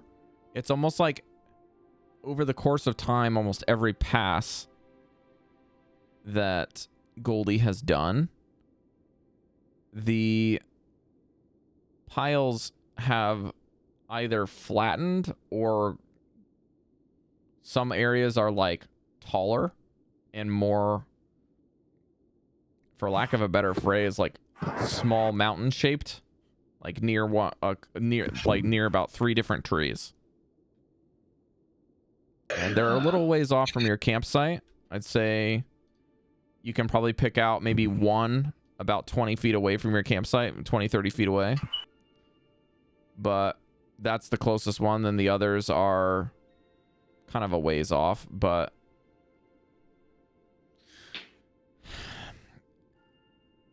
it's just creepy.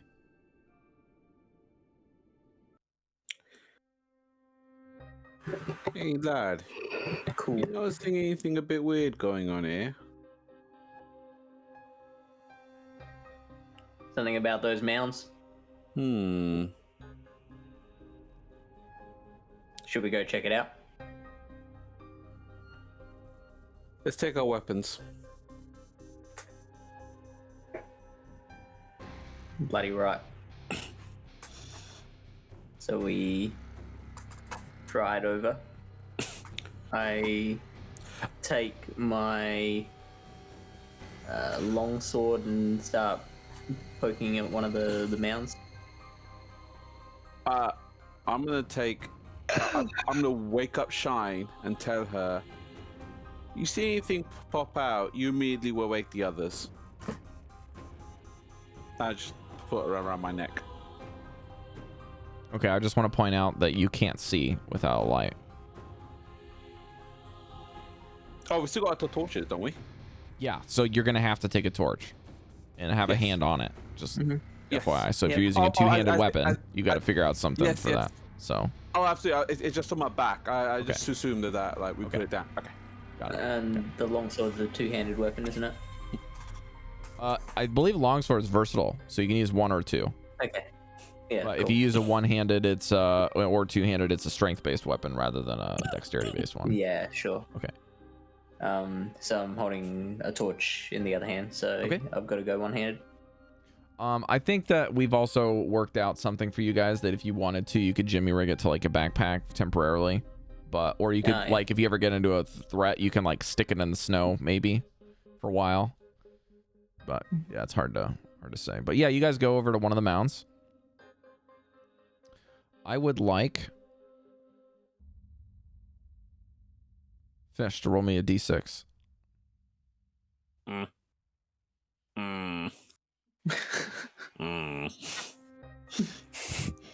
got dos.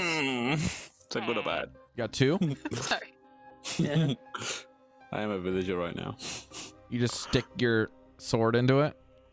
I do 2 damage to whatever's in there. No, I'm just asking, do you just stick it in there, or do you like do a violent strike at this like thing? Like, I don't know what you're doing. You're just kind of like poking it? I'm like poking at it, yeah. Okay.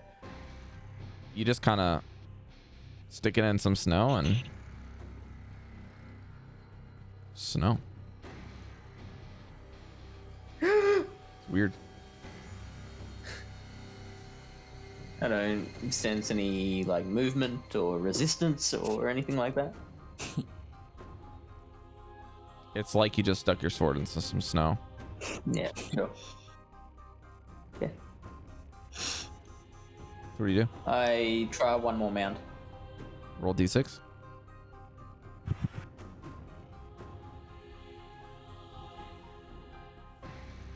Six. 6.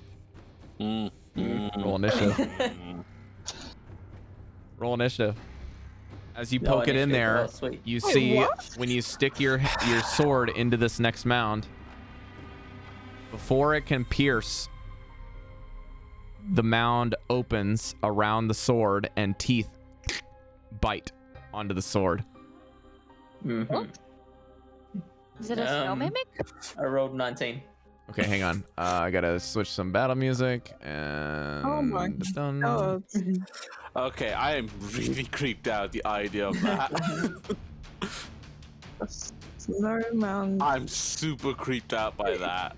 Just snow. It's just snow. I don't like that. Oh my god. Oh, that old guy over there. I know what I'm doing. I am throwing a fox.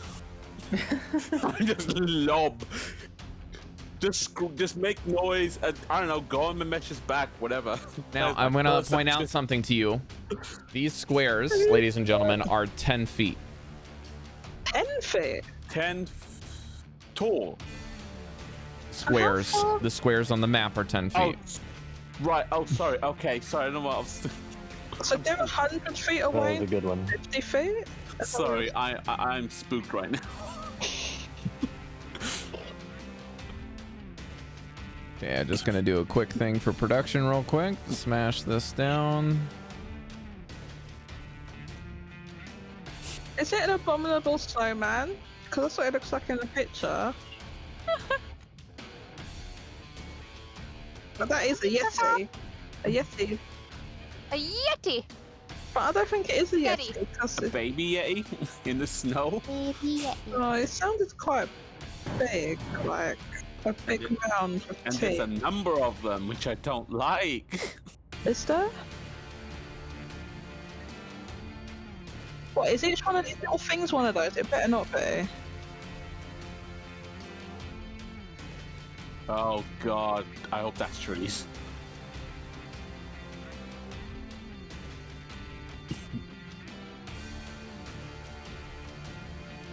Like everyone to please roll initiative. Oh my god, fuck this. Oh, everyone. What if you're asleep? Yeah, Please roll what if we're initiative. sleeping? You just keep sleeping until you've been told you're awake. Oh, why do I always get a low roll? Okay. Oh no. I had advantage on my on it, and I've still got 13. Bugger me. I got 12. Hey. I would roll good for initiative. You know, I have not fought in a while. I'm just gonna go over what. I feel like I need to go early because of like the stuff I have. Now, can you refresh my memory on Turtwig? What is he? What is the rules for his initiative in your minion stuff? Same as Blackie, I remember. I know that Blackie always just goes after you, so I'm just not gonna give him one.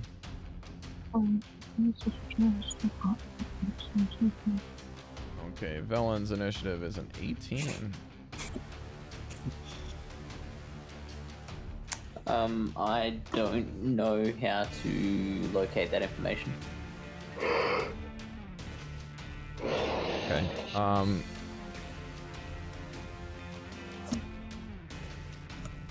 Go under your character sheet under features and traits. And then go under class features. And then when it says you have Beast of the Land.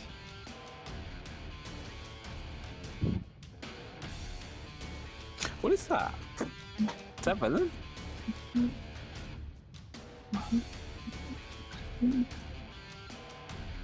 Oh, this is the new ranger stuff.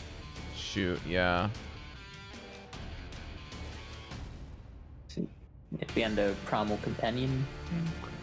Yeah. So you can kind of look at what this thing is. You can actually do this for your primal companion. You magically summon a beast. In combat, the beast acts during your turn. You can move and use its reaction on its own, but only action it takes is the dodge action, unless you use a bonus action on your turn to command it to take a different action. So essentially, you can give it a bonus action to do something, and then it will carry out that command until it's done, and then it'll take the dodge action after that. It will prioritize doing that unless otherwise stated, but yeah, that's kind of the main thing. So if I wanted to attack, then that's my bonus action. No, like if you want it to basically, let's say you say, I would like you to attack our enemies as a bonus action.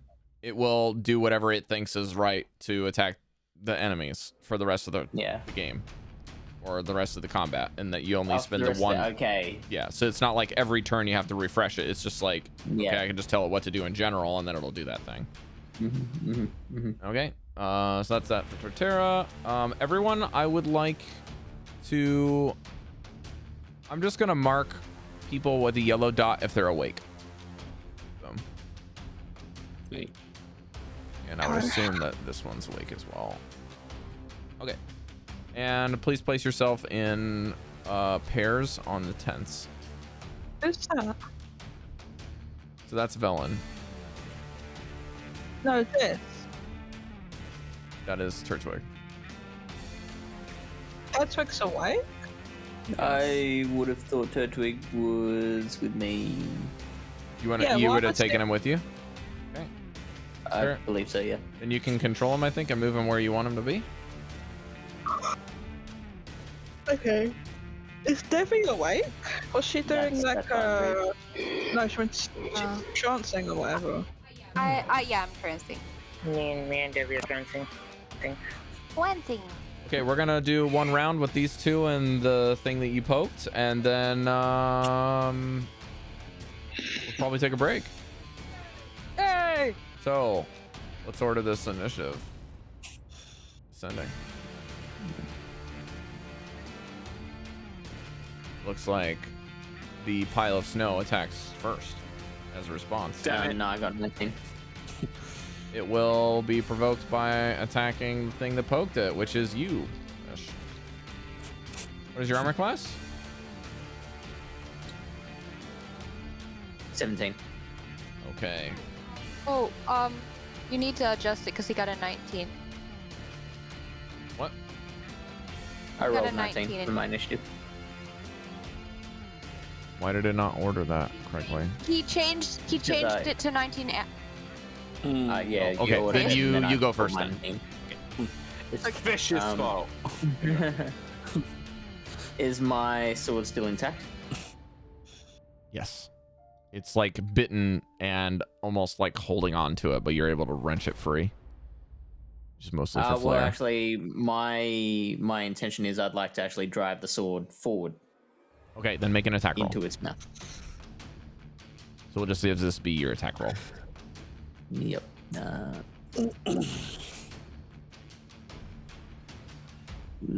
10. That's a hit. Roll damage. Hey. And so one-handed. So there's two options here. So you rolled the lower die of one-handed and the larger die for two hands. Yep. 9. Okay, you drive the sword in, and it's got this kind of unbearable screeching sound as it kind of goes in the first couple of inches past the teeth and then goes through, and the hilt almost breaks some of the snowy kind of frozen looking teeth into this pear-shaped object made out of snow, and the hilt hits the teeth, and then you pull it clean out, and you just, it's got like a little bit more give when you kind of push it in, and then almost instantly the area of, I guess you could say, wounding, or where you wanted to strike the target by driving it through, it just goes right back to mush and goes completely ineffective. So it's just slow. What's my body? I believe that's your first attack.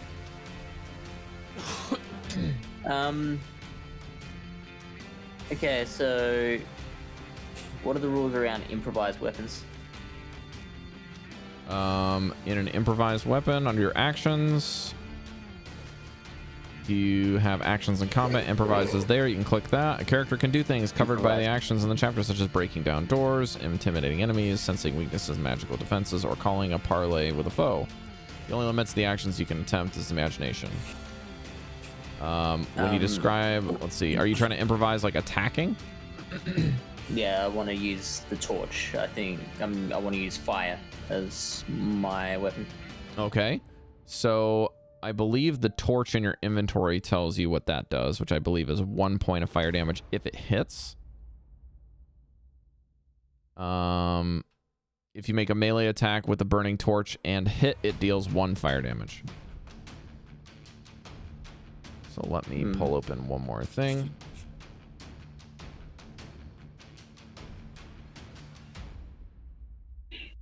So we'll basically use the improvised weapon rules for attack rolls, but the damage rolls will abide by what it says specifically for the torch.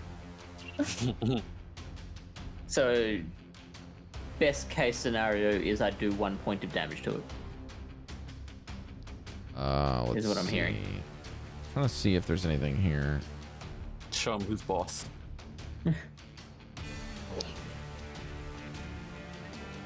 Character proficient with a weapon can use a similar object as if it were the weapon and add their proficiency bonus. An object that bears no resemblance to a weapon has a specific damage assigned to it. Otherwise, it'll be a specific, like in this case, if the character is... Okay, I'm going to say I need to go. Need a what? I need to see if it lets you add your proficiency bonus or not.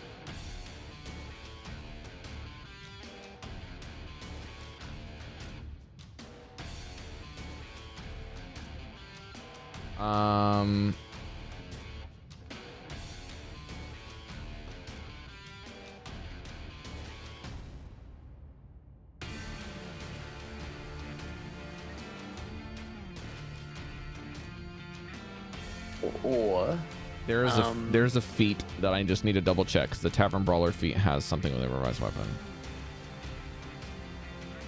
Okay, it says you are proficient with improvised weapons if you take the feat. So for that reason, I'm going to say you cannot add your proficiency bonus. So it's just going to be a attack roll plus your strength, which is a +4. So you get a +4 on the roll. So if you want to use your character sheet to roll that, anything that says +4, you can do.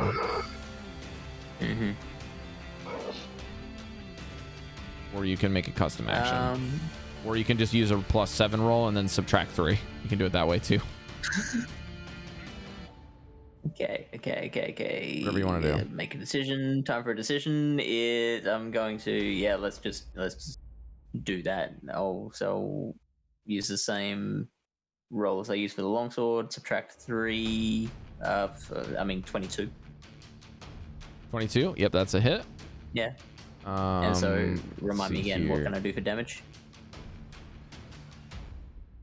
I would like you to just double check one thing. Okay. So you notice that when you impact this thing with fire, it is very easy to hit. And as you do it, almost as like a thrust rather than a clubbing, as it kind of just melts away. It doesn't seem to really affect the creature too much other than like kind of swishing one thing. And then after a second, it seems to almost ignite the snow a little bit and do a little bit more than maybe you thought initially was possible. I just remembered I have the Searing Smite spell, so that would have been much more effective. That's fine. I'll just get attacked first and then come around. All right. That's fine. All right. Okay, but yeah, you effectively have doubled your damage. Sweet. Double damage. That is your second swing, and you have a bonus action and movement still. All right, so I'll use the bonus action to command to attack. Okay. So he kind of pivots over. Make an attack roll with Le Mignon. 16. Okay. Let's see here. And that's a hit, right? Yeah, that's a hit. Yeah, so 6 damage. Kind of the same thing. He kind of claws straight through it. rips open these gaping holes of snow as the snow kind of just scatters into the wind, and then the creature just kind of goes, and all three of them are sealed back into its form. Completely ineffective. And any movement? No. Alrighty, then we come to the snow thing's turn as it takes 2 swings at you. And with 2 rolls below 10, they are a miss.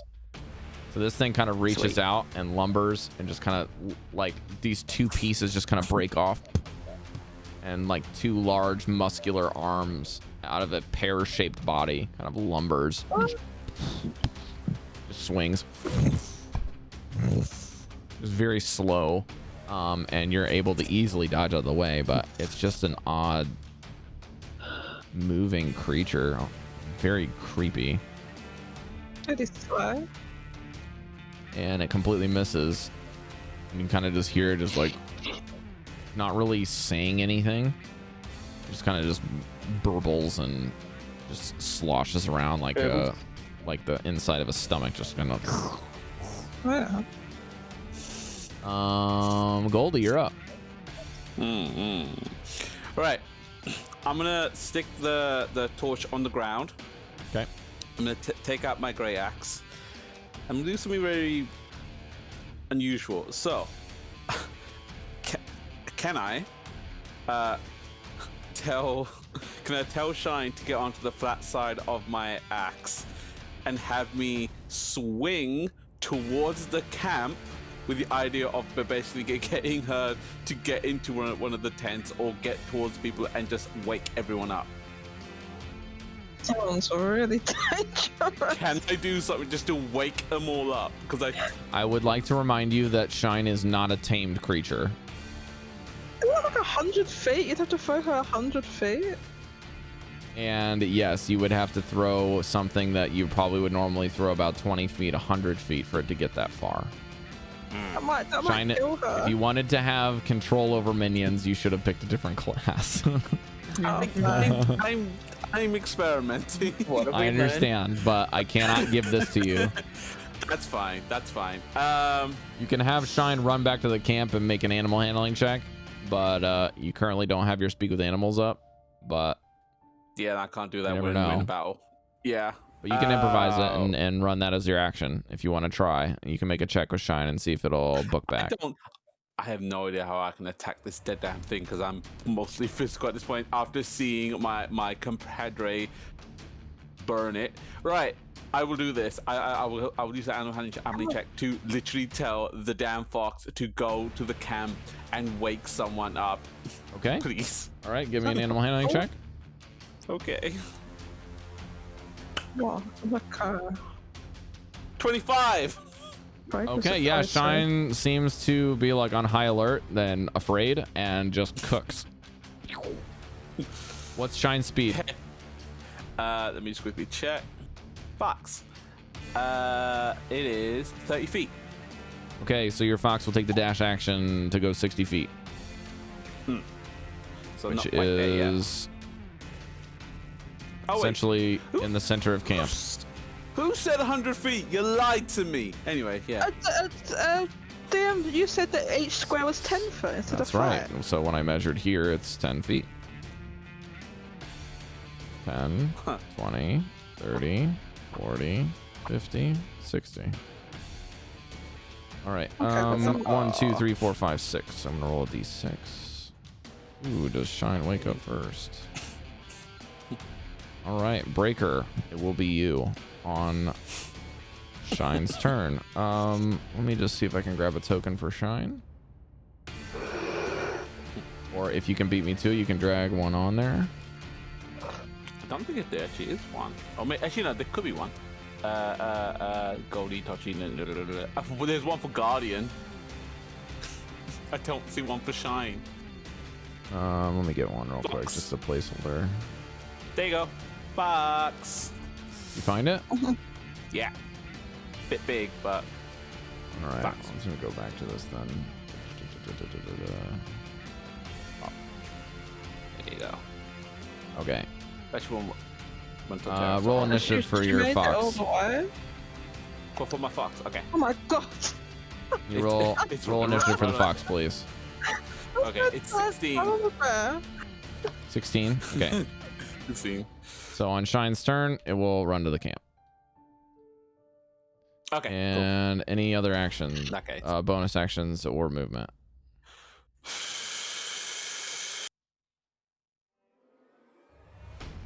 I think I could do right now. Right.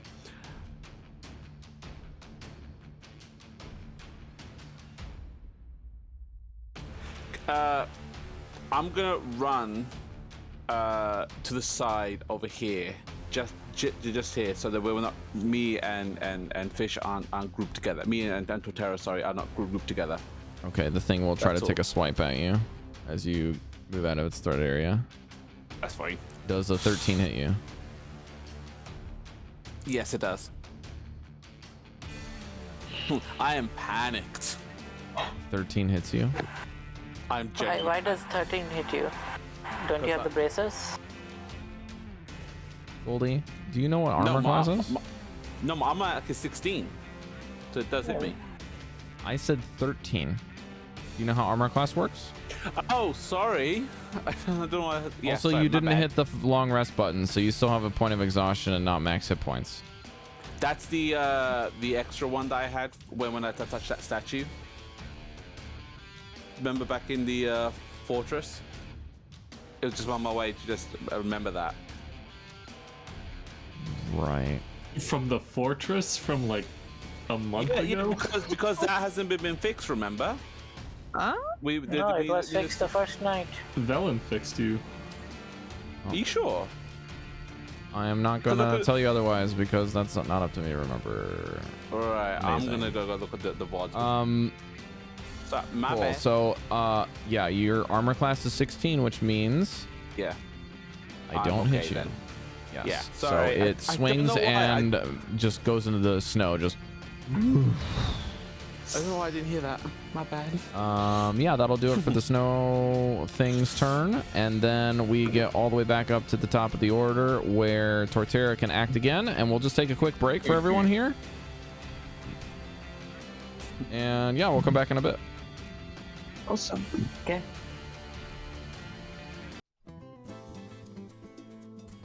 Cool. Chef, what did Velen do to heal me? Because I remember Velen removed the curse from Torterra. Me and you had the minor curse that from the started out like this. Minor stress, not curse. We had stress. And because we don't have a way to our stress was removed. Our stress was removed the night we slept in Targos before the fight. We slept in Targos before the fight. I thought we have to do something special to remove that. No, we just had to roll stress again. When we had stress, we rolled stress again, and we did it. Okay. We have a stress skill. Okay. It's not stress, sanity. We have a sanity skill to remove stress. Okay, not bad. Been too long. Okay, it's still kind of, yeah. This is what Ash is going for. Is that Blackie over there? You guys are welcome to pitch in on the arts that we've posted in chat to see which one you guys like in the Pogo D&D for our SOS logo. Sauce.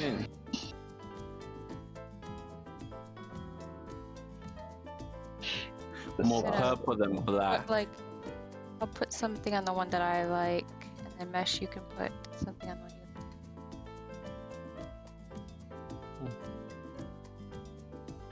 like. Mesh, is he also accurate to what Blackie looks like? Your icon, I mean. We were? What are you talking about? The blacky ass out and then next to you. It's like a purplish kind of lizard. Yeah, because he's a chameleon. He changes color. Okay, I always thought he was black for the obvious reasons. It has like a sheen changing from purple to green on this picture. Mm.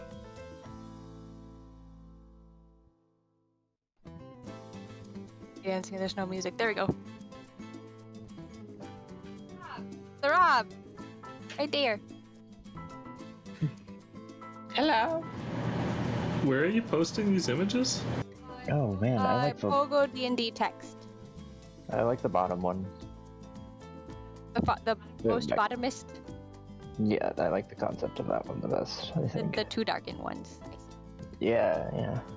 Nice. Or That one kind of looks like a mirror or my other vote would be to ditch the dragon entirely a and do door? something like the very first one you sent. The very first one. portal. Oh, without a dragon, yeah.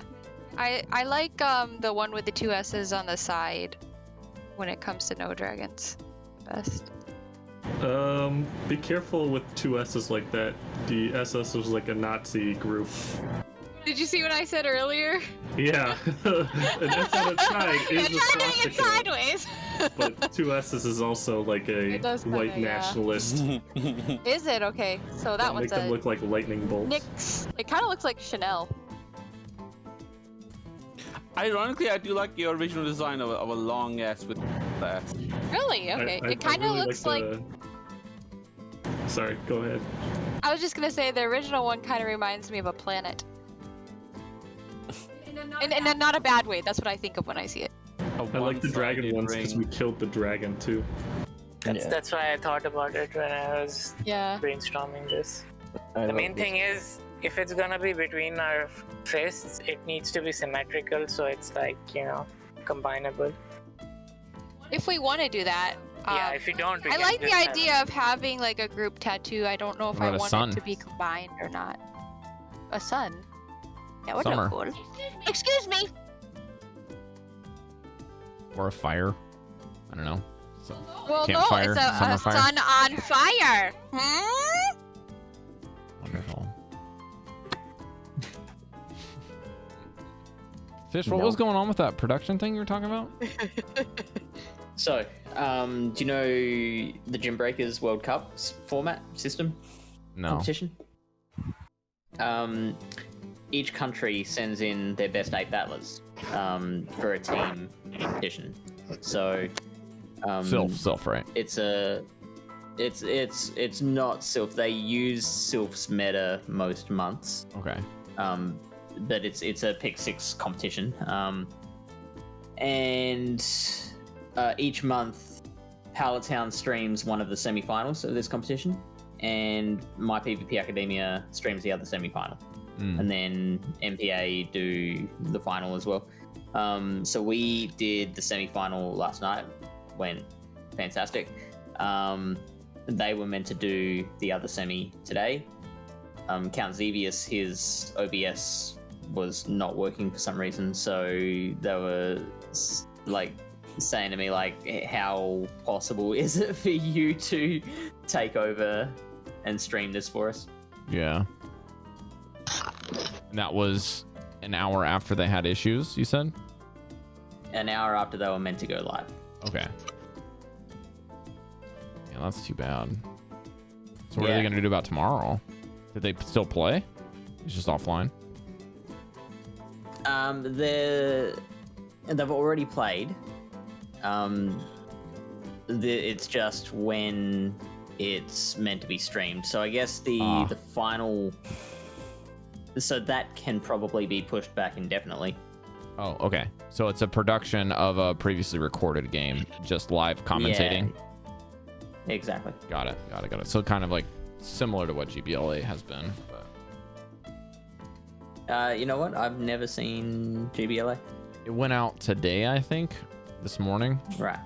But GBLA was like a weird kind of brainchild that some of the top PvP people in the Go Battle League would do, where it was like if you made it to top 10 leaderboards by Friday, then they would get all of the top 10 people to do like a quick bracket on the weekend. Yeah.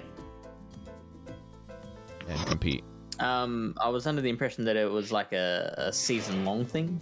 Yeah, every week. Yeah, sure. Yeah.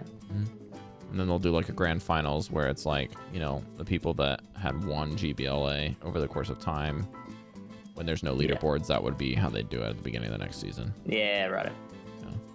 Because I actually contacted Speedy's chief to shoutcast our gym breakers last night, but he was like, I wasn't aware that was when GBLA finals was on. Yeah, so yeah, he was co-casting like, that with Necra and Butters, I believe. I popped in for like 10 minutes and then left. But yeah, I don't normally watch a lot of that stuff on Twitch anymore, just from like I've been trying to cut back on a lot of my Twitch viewing just because I've been trying to do more stuff with job interviews and like hunting down new stuff for future. But yeah, how's that going? A job interview on Tuesday, but oh hell yeah, I don't know, it's with a it's the closest company to where we're at that's offering me a job that's not part-time. So I will say it's potentially not that great of a job, but it is something.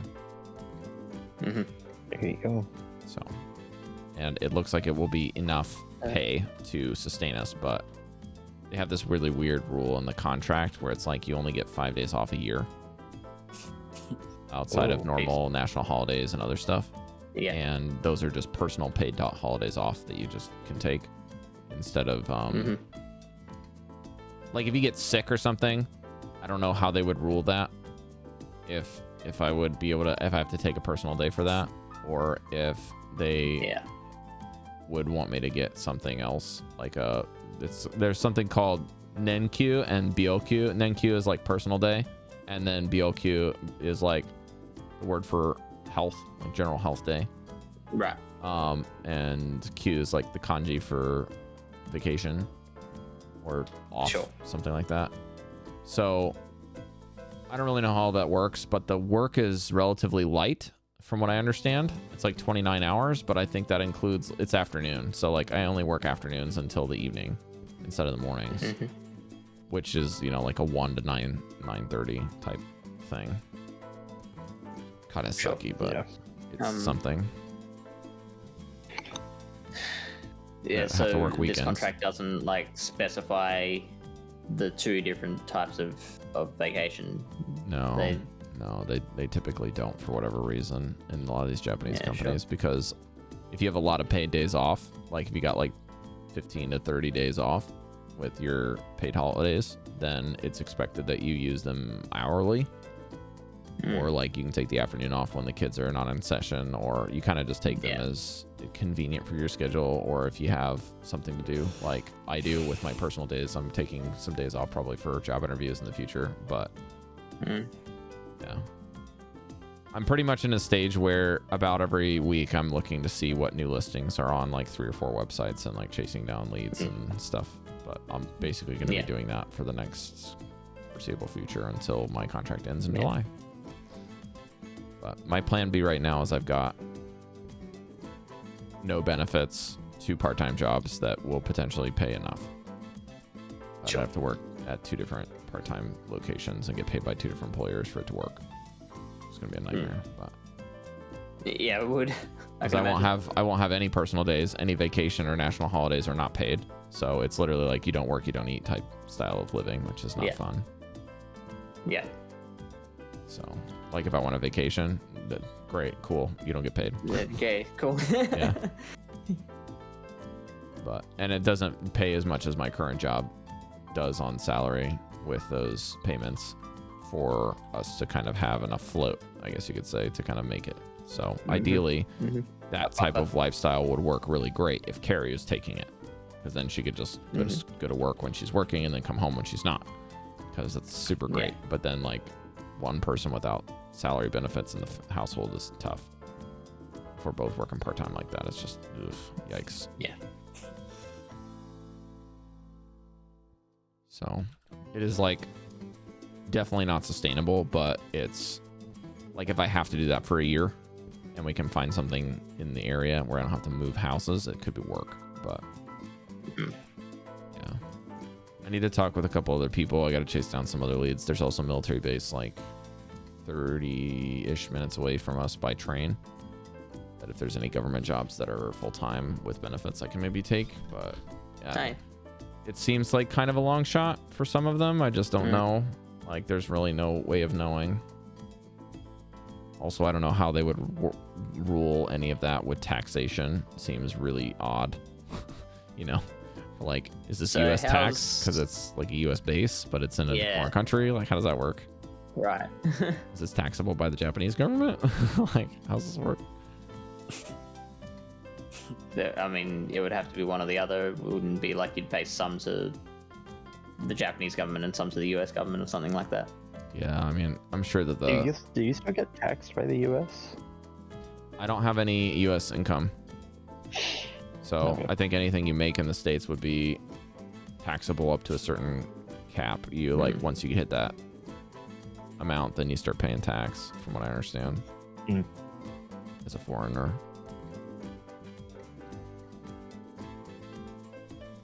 It sounds like the uncertainty of everything is the hardest part.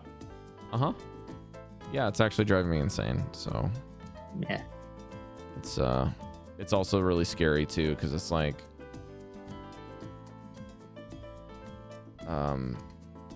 it's not like I'm in my home country where it's like I can just go, you know, crash at my parents or my wife's or my in-laws and we can kind of figure stuff out for a bit, or I can like freelance and get some bucks and then like kind of work up something, or I can go live with friends. It's like, no, it's not gonna happen, because you know, you don't get enough jobs, you don't line up enough payment to live in the next 90 days, then they're saying you gotta leave the country, mate, because your visa's expired and bye. So yeah, it's pretty scary. Yeah. Not only that, but the apartment we're currently living in is got its next resident already sorted with this program, and this is not my house after that. So. Oh really? That's new from the VOD that I watched. That's something that I haven't really spoken about, but that's in the program. Like, if you don't pay for your own apartment, it's government. Like, the last place and this place that I own have been owned by the prefectural government for one, and this one is owned by the city government office.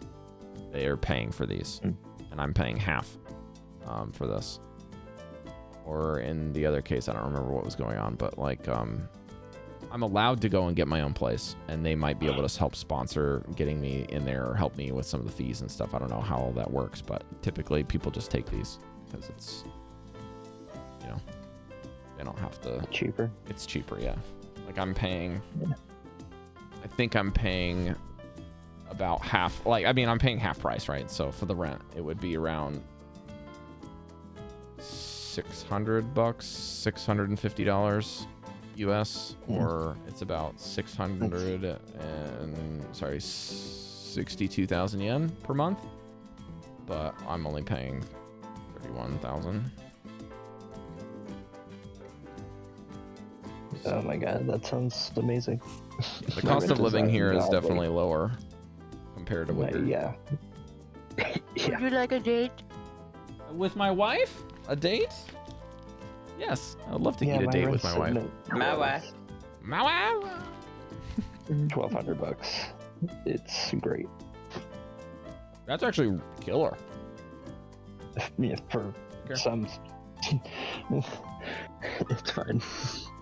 I know that my friend Andy, Lordly Haddock, for you, Fish, if you know who that is. He has a place in like somewhere Minnesota. That's kind of like suburban / countryside in a small town, and he's got like a, I think it's a condominium, but it's like one of the vertical ones that has like 3 floors. It's like narrow. Pay you to live out there. Yeah, they pretty much do. That a townhouse, I think. Townhouse, that's the one. Thank you, Fish. That's it. But yeah, he loves his place, and he's paying about $1,100 for that. That's really cool for him. But, you know, he's freezing his dick off in the wintertime, so you tell me who's winning. I get to Go do that back as well. every summer. Do you know whereabouts in Minnesota? Is it around St. Paul? Has to go back every summer. That's such a good one. Oh my god. I'm sorry. Oh, regenerating dick. Energy ball. Starfish. Just call him starfish dick. I just checked the weather in Minnesota. It is currently sleeting, which is Slating. it's the combination of ice and snow. Yeah. Sound Or Cari, I don't raining think and his dick's snowing. back yet.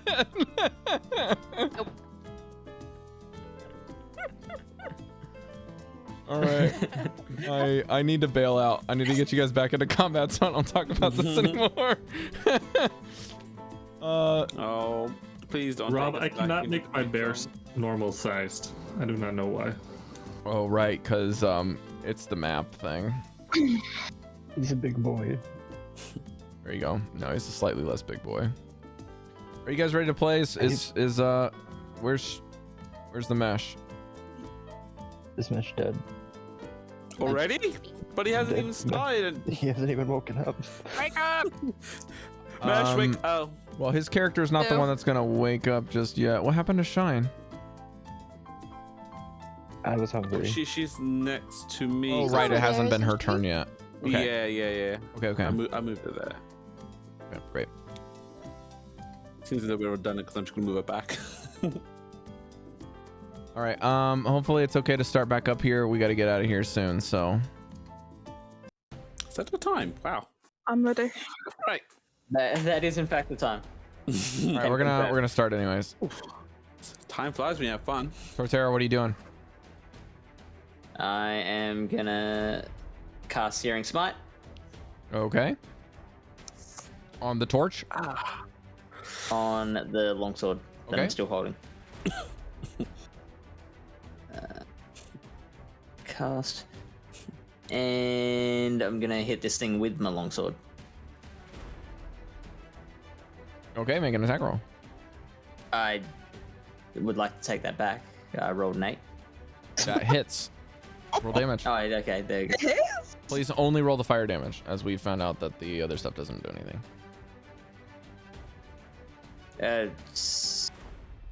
For fire damage, it's I just rolled the longsword damage, don't I?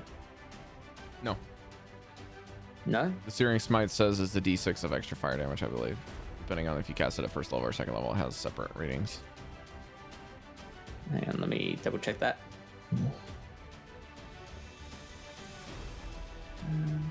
Does it do blinding too or something? I have to make a save. Yeah, so you're right. Yeah, an extra 1d6. So it's So roll your damage twice then, please, because it's double. and causes the target to ignite in flames at the start of each of its Fish, turns. before you commit to the roll too, you can cast that at first or second level. Second does more damage, obviously. but Yeah, I it's did the first, second level. just for now. Okay. Yeah. So yeah, it causes the target to ignite in flames at the start of each of its turns. Until the spell ends, the target must make a Constitution saving throw. On a failed save, it takes 1d6 fire damage. Okay.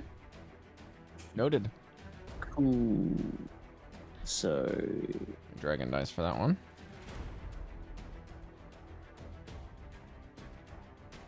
Alrighty, so please roll your... Is the fire damage only on their turn, or is it do the damage now as well? my understanding was that there's initial damage, and then at the start of each of your turns is further damage. Okay, so please roll the damage twice for now, because you hit.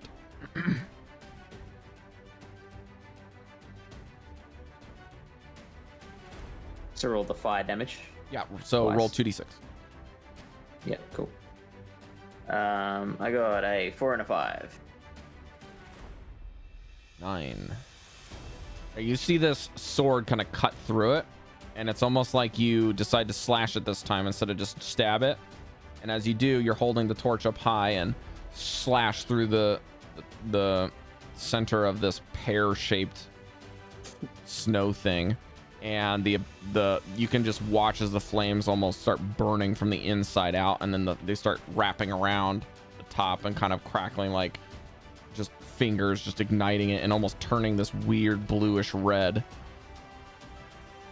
And it seems to have been taking effect and starts to burn. That's your first hit and your bonus action.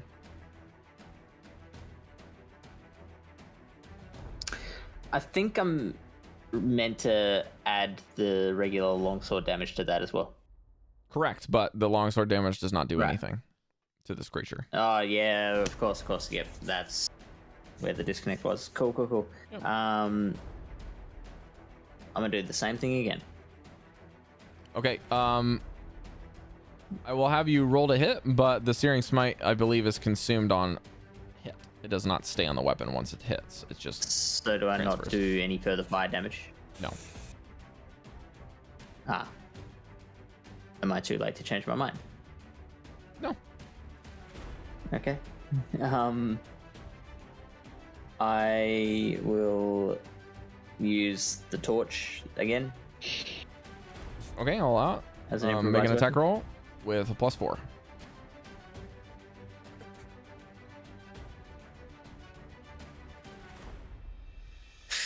$23. That's a hit. Roll damage. Oh, sorry, you don't have to roll. It's just 2. Okay, boom, 2 damage. And any movement for you? No movement. Okay, I think that Torterra's companion Turtwig will do kind of a similar thing where it kind of just pivots around and takes a slash. Hit or miss, it's not going to do anything because it doesn't have fire. So unfortunately, it's ineffective and is relatively ignored by this creature, even though it's getting slashed and reforming. At this point, the fox will bolt over, and on Breker's next turn, you will be prone, but awake from the sniveling and maneuvering of this strange fox getting into your tent. You wake up shocked and stab it to death. And then I have to roll a Constitution saving throw, you said? Natural 1. Roll your damage twice. In no world does that save. Oof. So the fish, you got to roll your damage again because. That was me. Sorry. Yeah.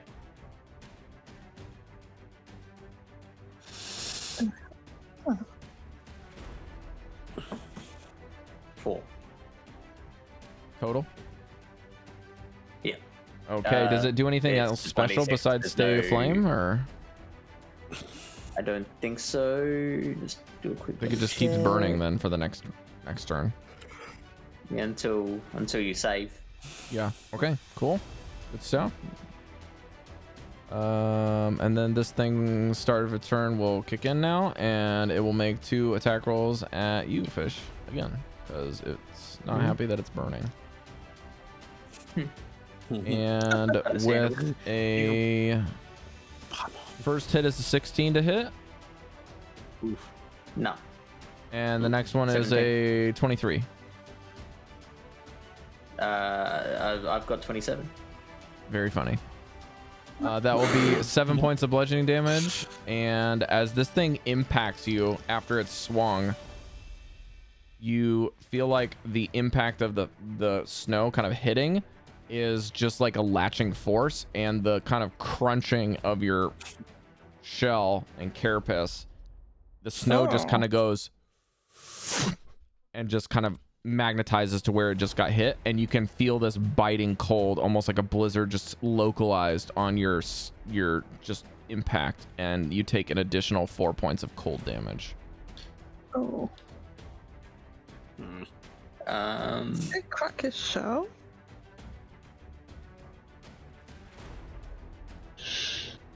I'll apply that for now, but I also just want to read up on whether my abilities give me any sort of resistance to cold damage. If you have resistances, they are at the top right under your health. It says defenses and conditions. Under defenses, it will tell you resistances, immunities, or vulnerabilities if you have them in that area. I do not. So then, do not. That is 4 points of cold damage. Correct. And with that, Goldy's up. Okay. Seeing there's nothing else I can do, just swing at it. I'm gonna rage up. Take one and Rage up. can't charge it. Now I'm just gonna rage up and take my swings with my great axe. Okay, make an attack roll and move where you'd like to move first. Let's go.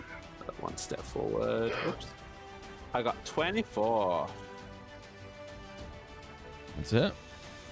Do not roll damage because it doesn't do anything. Yeah. Just cut it right in half, bisect it, and then it kind of just like reaches over to look like it's about to pick up the head, but instead of picking up the head, it just touches it, and then the head kind of just goes and just flies over the surface of the skin and just kind of, or the surface of the snow, and just kind of reapplies itself and seals.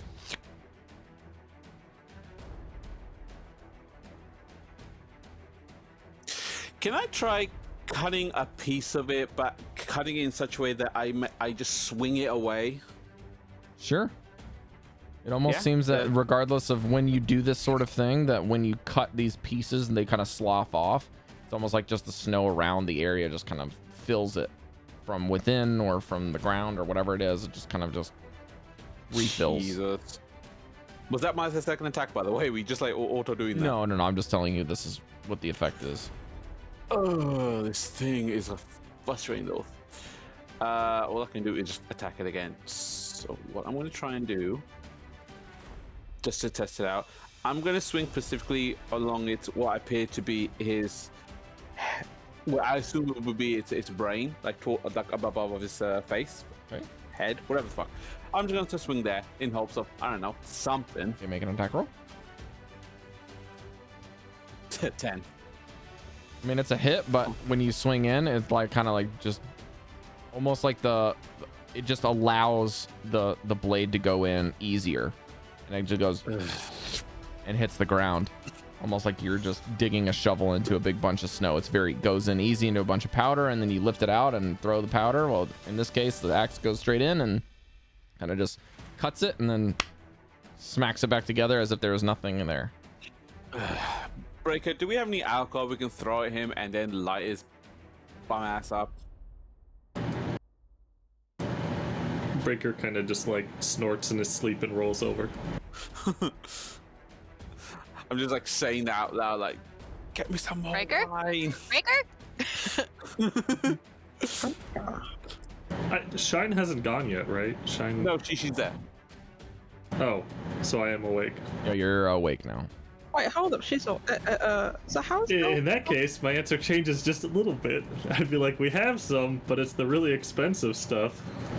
How are you talking when you're like 50 foot apart? No, I'm just saying stuff in my head as if he was here. Oh. I mean, almost in my head. I thought you were just yelling, and I was just gonna yell back. No. I'm just like, damn it, do we have any wine? That kind of situation. Well, probably Why is the rum always gone? Something maybe, like that. Maybe Tortilla or Turtwig has like a flask tucked in his shell or something. Okay, Goldy, are you using any movement? Any more movement, rather? I should say. No. I'm gonna deliberately stay in front of it in hopes that it'll attack me as opposed to anyone else. Okay, Cal's still asleep. Breker, you're up. Can someone wake me up? No, wake me they up. didn't say anything or try to wake you up. Oh, why? I am going to. It's one fox. It can only do so much at one time. I am unarmored, so I'm going to grab a shield and equip it, and then tell Bear to roar and wake everyone else up. That'll do it. Okay.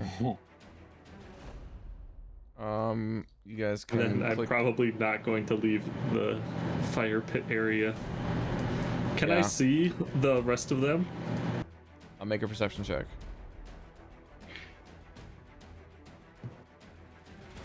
As you kind of exit the tent. 16. Yeah, as you kind of get out of the tent, you can see that there are two of your allies away from you, a little ways away from the camp, that are poking something that looks like a mound of snow with teeth and is shaped like a pear and is about as big as Torterra. And as you kind of look around and Bear roars, as Bear kind of moves a little bit, you can see there's another one that's actually slowly lumbering towards your camp. Another what? Here. I told you there's another one. Please don't tell me every one of those little things is one of those. Please. Rob, I'm also not super familiar with standing up. I was trying to look it up quick, but when you're prone, is it just movement to stand up? Half movement. Is it all movement? Half movement? Okay. And then if you look past Velen's kind of area, there's one more over here. And they're slowly making their way towards you. No. I'm gonna tell Bear to get in between me and the thing. Okay. Bear's also prone, will take half movement, and each square is 10 feet, so he can move one square this turn. I will tell him to stand up and not crawl over there. No sweat. All right. And then with that, I don't have to be on the GM layer anymore. I can move this one here, and move this one here, and then this one will take 2 attacks at the bear. Dang. What is the bear's armor class? I don't like any of this. Does an 11 hit?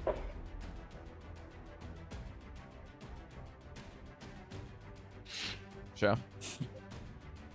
Oh, sorry, I changed my push to talk rebind. Yes, it does hit. Okay, so it's only getting hit by 1. I don't know if your polar bear has anything with cold resistance, but it will take... We said it was a black bear, so I'm just gonna... I mean, we're just gonna use that stat block. Okay. I'll say that it probably has thick enough fur to deal with the cold, but not thick enough fur to be like resistant to cold damage. So it will take 7 points of bludgeoning damage and 6 points of cold damage as the kind of fist of this thing just kind of, and then kind of bombards it with this cold energy, just solidifying. And then the other one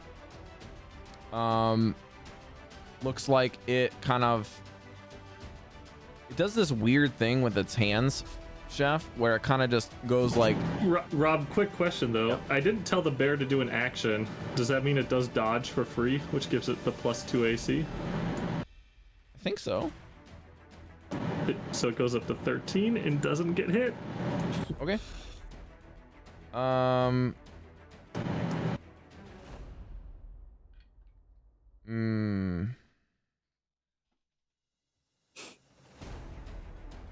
What does explicitly the spell say? For dodge or find steed? Find steed.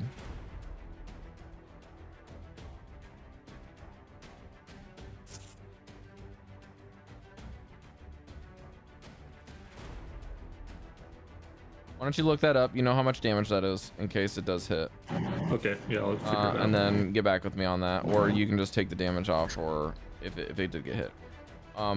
Just want to make sure everyone can get a turn before we close today. So the other one will actually take a... Okay, yeah, I think it can hit. So it will take a... Both of the arms will kind of detach from the other one, and it will take its mouth and open. And then it will take the 2 hands and slam its head down, just... And a snowball about the size of a boulder fires out of this thing's body, just towards you. At which end? It's basically launched its head at you. The boulder-shaped snowball at Chef is a 13 to hit. At Breker. 13 hits. Okay.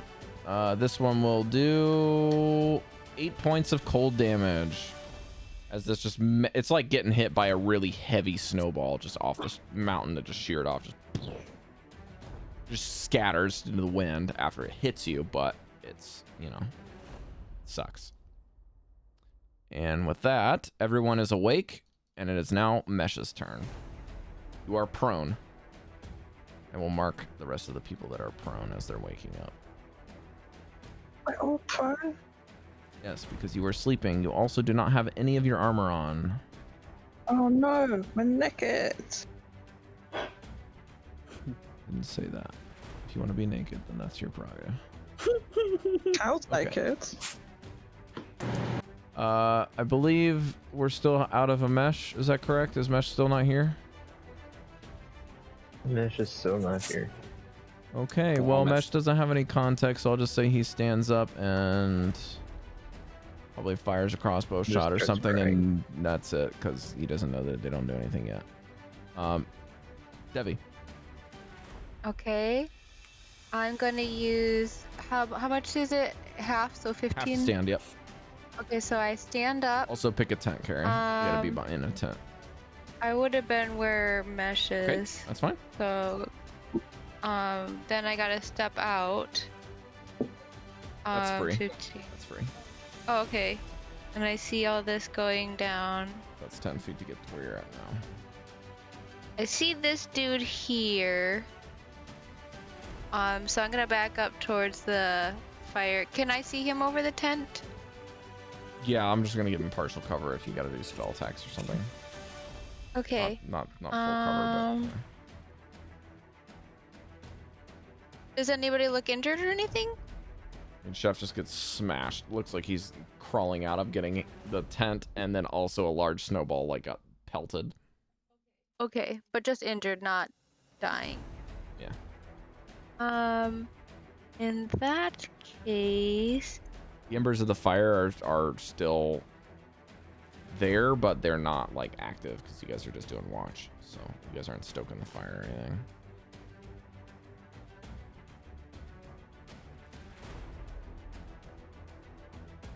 I think what I'm gonna do is I don't want to get into combat with these things at all.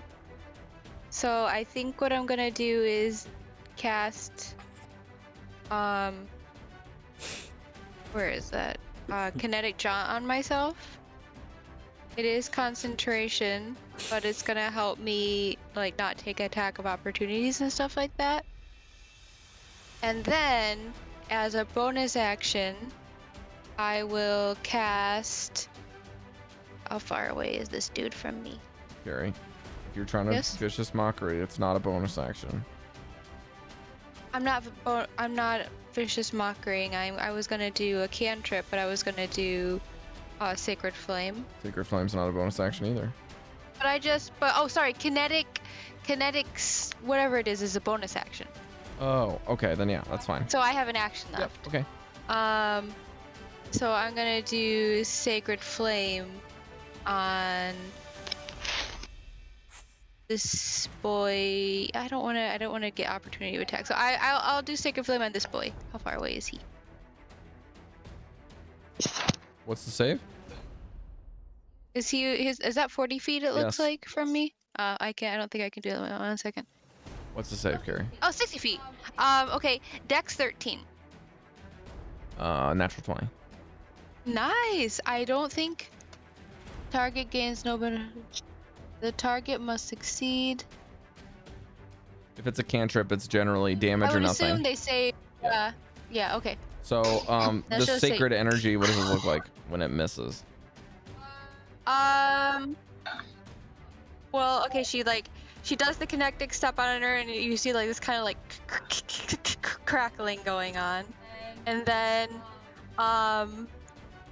usually her eyes turn black, you know, when she casts spells, and they have the veins, but this time they turn white, and she just does holds out her hand like Iron Man, and it shoots out at him, but it misses and hits the snow and goes like, and then powder goes. Lovely. Well done. And gets all over Cal's naked body, and he freezes. Okay. Overkill. All right, Torterra, you're up. Goldy, are you okay?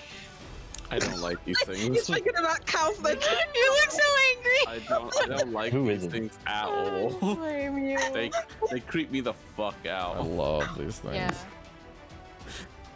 You love them? Oh no. They absolutely creep me the fuck out. I don't know how you meant to kill them though.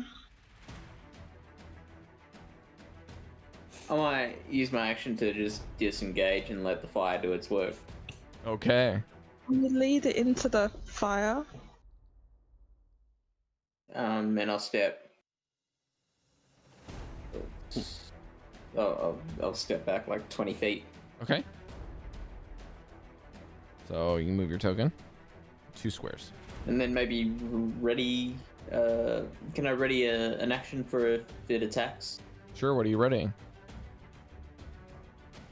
So, like, if this thing chases me down and attacks me, I want to be able to strike first. Okay. Are you striking it with anything? Ready a reaction? Yeah, that's right. With the longsword. The longsword? Yeah, but with the torch, I guess. Okay, sounds good. So, please move your token where you'd like to go. If you've got, you said you wanted to move 20 feet, so that's 2 squares. Okay, wonderful. Villain wakes up next, if that's your turn, and you're not going to command Torterra to do anything different, then he'll continue to do the normal thing there, Torterra. So is there anything special you want to do with that before I take Villain's turn? It's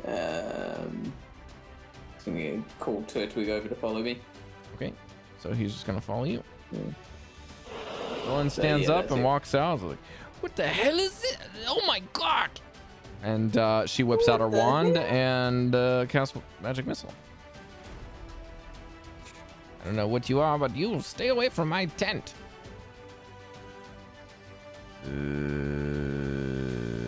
These are just auto hit. Sweet. First I level. thought that was the noise of wherever the hell these things are. 3D. Oh my god! Actual minimum damage, Cari. Look at that. 1/1/1. Sag. 2/4/6 damage. Big Sag. It's gonna attack the one the closest to Devii and her, and then she will spend the 10 feet to get there, and the fox will just kind of roam around to get cover behind somebody that looks strong. Vanvalor, you're up. Oh my god, it's me. We will pick Mesh. Look, Mom, I'm on TV. It's me. Get off. Probably just gonna do a classic shatter. Okey pokey. You know. Anyone in particular? That will do it as a 3rd level, and I can reach this guy and hit it without hurting anyone over here. This one. Okay. What's the save? Constitution 16. Ooh. I got an 18. Well, he takes half damage. What kind of damage is it? Thunder. Okay. No, that was horrible. 9. Is that already halved, or do I have that? Yeah. Okay. It's already halved. Okay, well, it seems to have worked. You kind of like shatter this thing and you hear ice breaking as the body kind of reforms a bit, but it definitely seems to be diminished. Solid hit. And then as a bonus action, I didn't even think about my bonus actions. Oh my god, I'm the worst.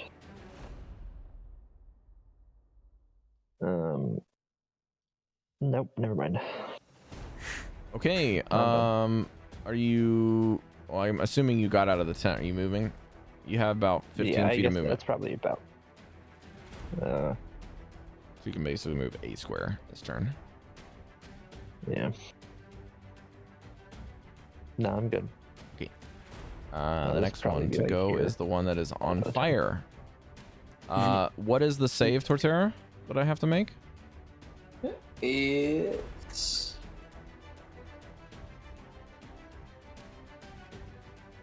Constitution? Okay, I got a 13 for con. Yeah. Is that safe? And what do I have to compare that to again?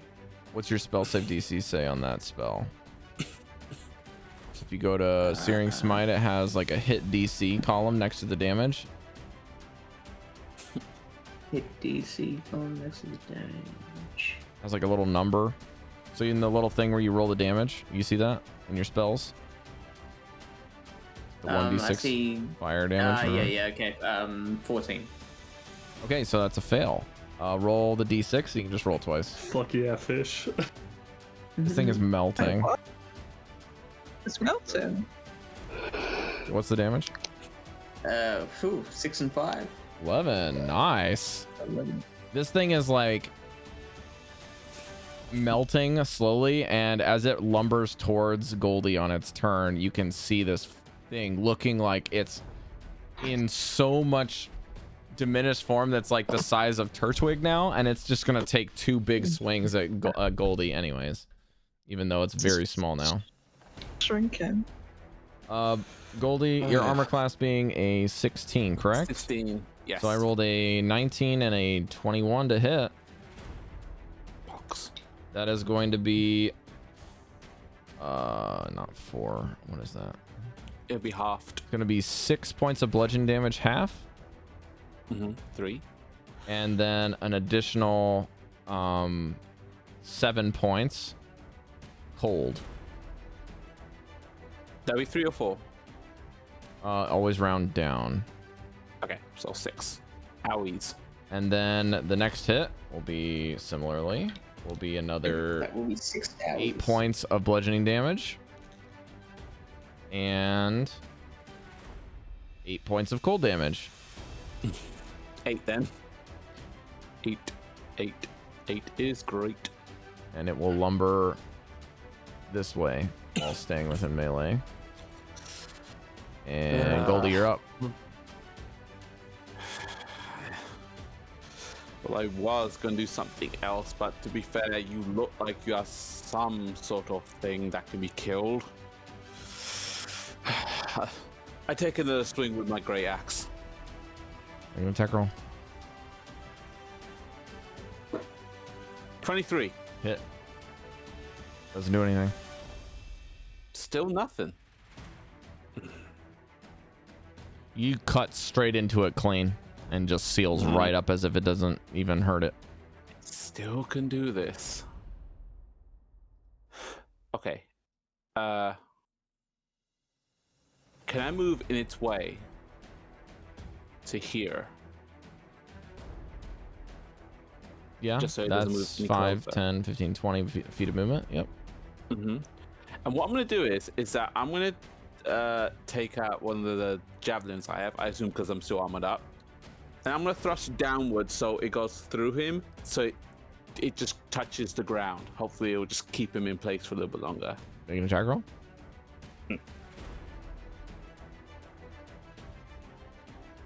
12.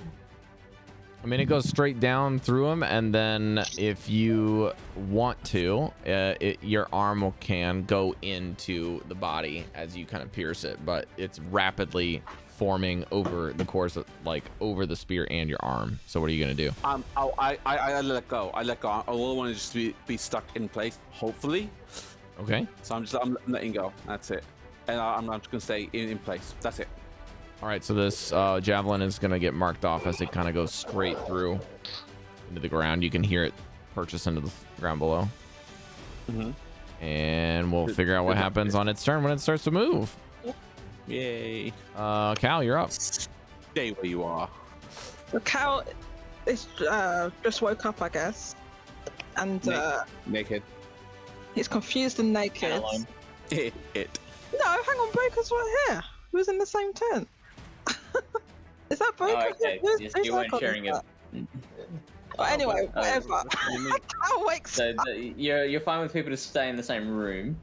No, he's not fine with the same tent, but he had no choice because he had limited number. Anyway, we're not getting into that right now. He wakes up kind of confused. It's like, oh, are we under attack? So, yeah, so he sees the snow thingamabob. It's 20 feet away. I would like to... Yeah, Cal's gonna go. Can I use my movement to go You can forward? move 1 square because you're getting up from being laying down asleep. So it's I half only need move. to move once. I only need to move 1 square. Okay, How then come if you got that- enough movement to do that, you can do How that. come I can't move my token? What's going on here? Oh wait, I need to change the thing, right? Right. I only need to move 1 square. I would like to attack with my scimitar, right? And I want to, if I hit, attempt to trip it. Attempt a trip attack. So I'm going to action. Where is my thing? Action, scimitar, go. Get the fuck out of here with this. Oh, I got 11. That's trash. You're just taking a swing with your scimitars. That's a hit. Wait, is it a hit? Yep. 11's a hit? Yep. Roll your damage. Okay, so so what I would like to do with my my damage, my ability, is I want to get this stupid thing off the screen so I can read it. I'd like to expend my one of my superiority dice to add to the total damage, and if the target is large or smaller, it must make a strength saving throw. DC 16 on failure, you knock the target prone. That's what I want to do. Okay. So I'm gonna roll the damage, which is, I can't read that. What's the strength save gotta be? 16. So You got I did a beat 11. at 16? You got a beat at 16. I got a 8. I got a 19. So you beat it? Mm-hmm. But I still get to add my damage, right? Yes, but your damage will do nothing as you slash into it.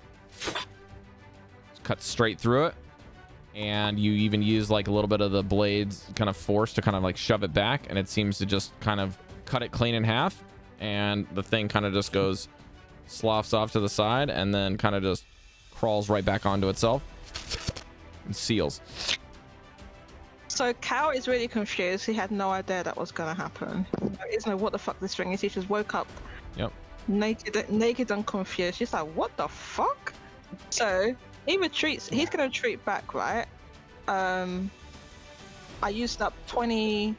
I used up 20. No, I used up 1 square. 1 square would be 10 then, is it, Rob? Yes, but you used up half to stand up initially. So 15. Yep, and the squares are 10 feet, so you're unable to move now. I can't move? Correct. I got no movement left? Correct. Oh fuck. I got no movement left. Alright.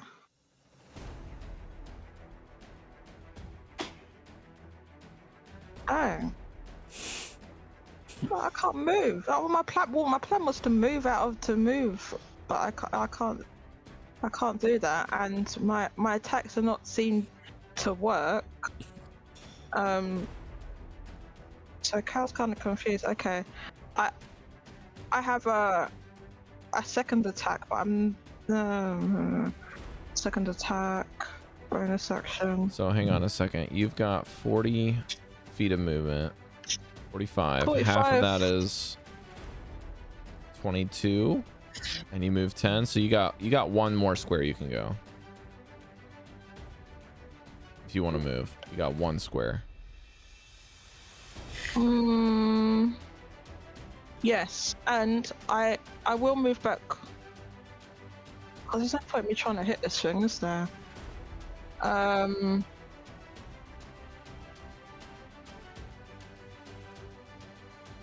Okay, I will move back, and I won't provoke opportunity attack because I have mobile, so maybe it can't hit me.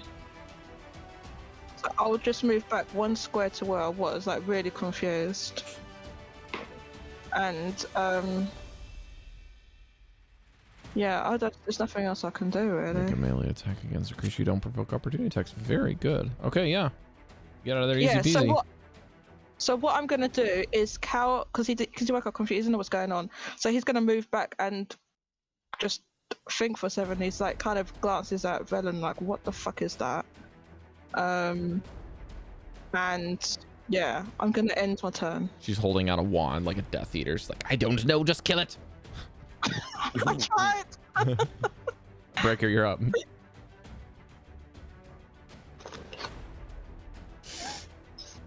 I'm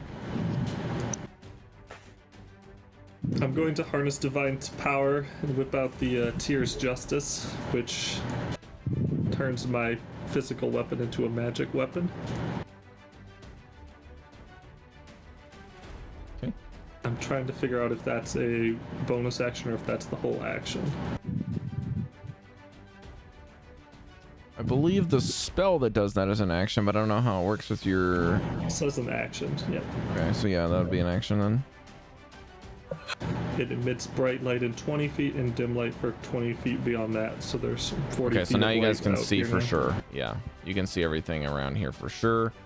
You can see that the cinders of the fire are kind of hot and coal, but they've been stoked just to keep the warmth there, but not necessarily keep the fire or the smoke going, because you guys don't want to give away your position. So, yep, that's an action. Any movement?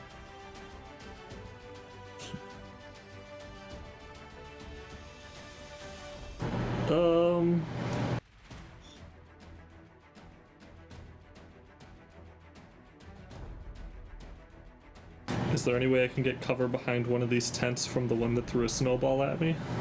Yeah, if you say you want to get some cover and like duck down and stuff, sure. Yeah, you can break line of sight from it, make it really hard to get hit.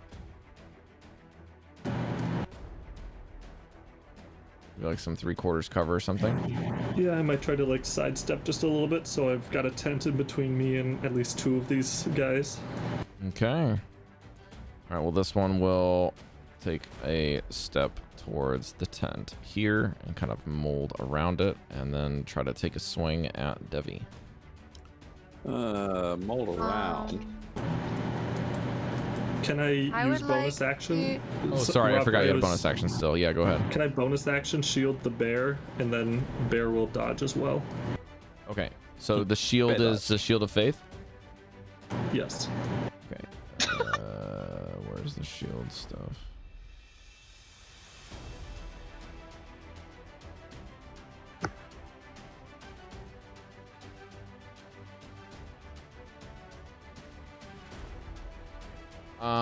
All right, and then Devii, what's your armor class right now when you don't have armor on? It's current. Oh, that's right, because we can't sleep in it, right? Correct. Where is the armor comes when we don't have armor on? Just go to your armor and your equipment and just unequip it. It'll make it easy. It is 12, but I would like to. Is that new spell give you any armor class? Oh, okay. Silvery Barbs, one reaction which you take when a creature you can see within 60 feet of yourself succeeds on an attack roll. Okay. An ability check or saving throw. So I guess I had to wait to see if he succeeds before I use it? I rolled a natural 20, so what does that happen? Oh, yeah, definitely. You have to re-roll and take the lower. Lower's a 10. Does that hit you? No! Okay, well, the 12 So will hit you on the next one. Yeah. But yeah, go ahead. Well, okay, I would say you magically distract the triggering creature and turn its momentary uncertainty into encouragement for another creature. The triggering creature must re-roll the d20 and use the lower roll. And then you can then choose a different creature you can see within range, yourself included. The chosen creature has advantage on the next attack, roll, ability check, or saving throw within the next minute. So who are you giving that to? Okay, so I'm gonna do it to myself and just give it advantage on a saving throw. Okay, so just remember that, and then this one will attack you, and will deal 3 points of bludgeoning damage and 7 points of cold. Okay. So that's a total of 10 if you don't have cold resistance. Good. Nice and easy. And then you need to make a Constitution saving throw to maintain concentration, I believe. And you have advantage on this roll because you did your ability. Saving throws. Yep. Everyone needs to make sure their armor is off, so I'm not the only one who's naked. No, I feel like mine would still be on because it's Elven Chain. Is it a wisdom check? No, you Or cannot wear Constitution, armor to sleep. What? Right? Constitution check, right? For saving for It's really uncomfortable. concentration? Or is it wisdom? Con. Con? Okay. Dallan, if you can search that up on the internet, if you can pass. sleep in it, then let me know. What's that? Okay, Pass. then you can keep your spell, and then the other one will stay within melee of the bear and walk towards Cal and take 2 attacks. Oh. The first one is going to be a 13 to hit. Can I use my reaction? What is your reaction? My reaction is parry. Can I use it? What does it do? When another creature damages you with a melee attack, you can use a reaction, expend 1 superiority die to reduce the damage by the number you roll on your superiority die, plus Sure. 5. Okay, so roll your die. Oh, it's a fucking 8, isn't it? Oh my god, hang on.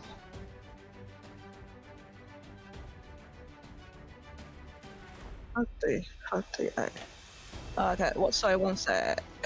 Roll. It's a 7. Now, it says plus 5. Does that mean you add a 5, or well, I don't know if that does anything. What does it say? It says you can use your reaction, expend 1 superiority die, the number you roll on your superiority die plus 5. It just literally just says plus 5. I don't know if you add a 5 or not. Superiority die plus 5. Yeah. So what's the total? It'd be 12 then. Okay. So I'm going to deal 5, 6, 7 bludgeoning damage, and then 9 cold damage. So the 9 gets reduced, I believe, because your ring, right? Mm-hmm. Wait, where's your resistances? Did you not attune to the ring? I thought I was a tree. I was, but I didn't. I never wrote it down. So I You used just it gotta before. go click the button on it. Click the button. And then click the button at the bottom again. There, I've done it for you. Okay, so you can just refresh the page. So you have a resistance to cold damage, so 9 reduced to half is 4. 9, 10, 11. So you take 11 points of damage normally, and if you've rolled higher than 11, then you take 0 as you parry this blow. Yeah, I wrote it. No, what do you mean? What I rolled or the total? You rolled 12, right? Total. Total's 12, yeah. Yeah, so you take 0 from the first bludgeoning hit as it kind of like impacts your swords. You're kind of holding it back, and then it raises a hand above your swords and crits you. Alright. For a nat 20. I can't believe I just double crit. That's crazy. Oh, That's shit. gonna be 8, 9, 10, 11. So 8 reduced to 4, 3 reduced to 1. So you're gonna take 5 cold damage, and then you're gonna take 6, 7, 8, 9, 10, 11 points of bludgeoning damage on top of that. And So that 6. is where we are going to pick up next week. After, actually, Mesh was away for his turn. So Mesh, essentially, I had to do your turn because you weren't here. But your character took a shot with a crossbow and realized that it didn't impact anything. It doesn't do any damage to these creatures, but you are awake and not prone anymore. What do you want to do? And we'll finish this with your turn. Okay, Pick up here next week. I will. If shots didn't work, I think I'll have Blackie run over and do shocking grasp for me. Okay. Try So, that. how far can Blackie move? And extras. Can he move 20 feet? 20 feet. Yeah, Okay, 20 yeah. feet. Make an attack roll.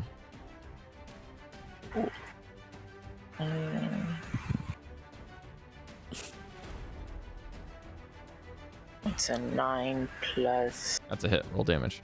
Yeah, okay. 2d8s. 2d8s. 6 plus 1 plus. Yeah, 6 plus 1, 7 damage. Okay, yeah, this vibrating energy kind of, it's almost like Blackie doesn't really attack. It just kind of goes like, and like lands on the creature as it jumps. Or no, does it use the tongue? Okay.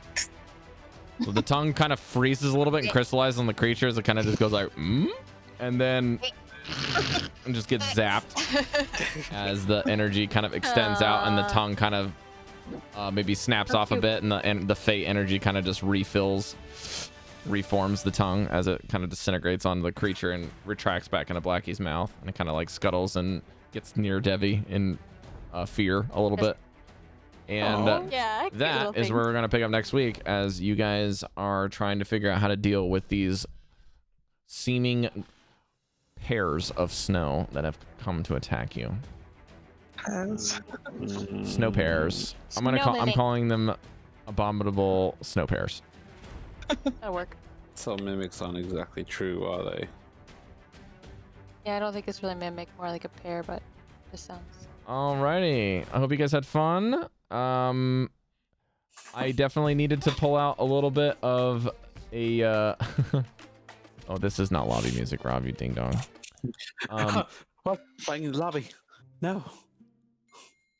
Not papaya. It's a different kind of There we go. This is a kind of an impromptu combat because I literally had no idea where you're going, so I didn't prep anything this week except for this. I like it. I have the book and I know what's gonna be here, but the thing I told Fish was I had to I need to rebuild this whole area. So if you guys decided to go here, so I thought you prepared it. I thought you prepared it for us. That's how amazing all right, he is. thank you so much for our lovely players over here. We've got from left to right on the stream, it's myself. I did the dungeon mastering for you today. To my whatever, right on the stream is Cari, my wife, and then we've got in order we have Breker, played by lordchefmage, Meshadieme, played by Meshadieme, and JCat playing the lovely Chalcedony, Fish on a heater, Paladin PvP, sometimes a city, sometimes sardine. And sometimes a turtle playing Torterra, and we have Goldy playing Goldy, the Barbarian, these things, and Dallan playing our lovely second bard. I don't like the musical one. I'm we should first say. bard now You're the only bard. Yeah, that's true. No, I am still partial Oh, you still bard. part bard. Okay. Yeah, but now I'm I have 2 whole points in it. Thank you. 3 whole points in it. Dallan's like, yes, but I'm the real bard. I'm a backup bard. So yeah, Dallan's playing a lore bard, and Cari is multi-classed as a cleric bard at this point. But thank you guys so much for hanging out with us and watching the VOD if you're here. I hope you had a good time as well. We're going to close the VOD because it is after 1 a.m. for me and Fish and Cari. So we're going to go to bed, and you guys can have a great time. See you, everybody. Bye. Save us! Get rid of these things.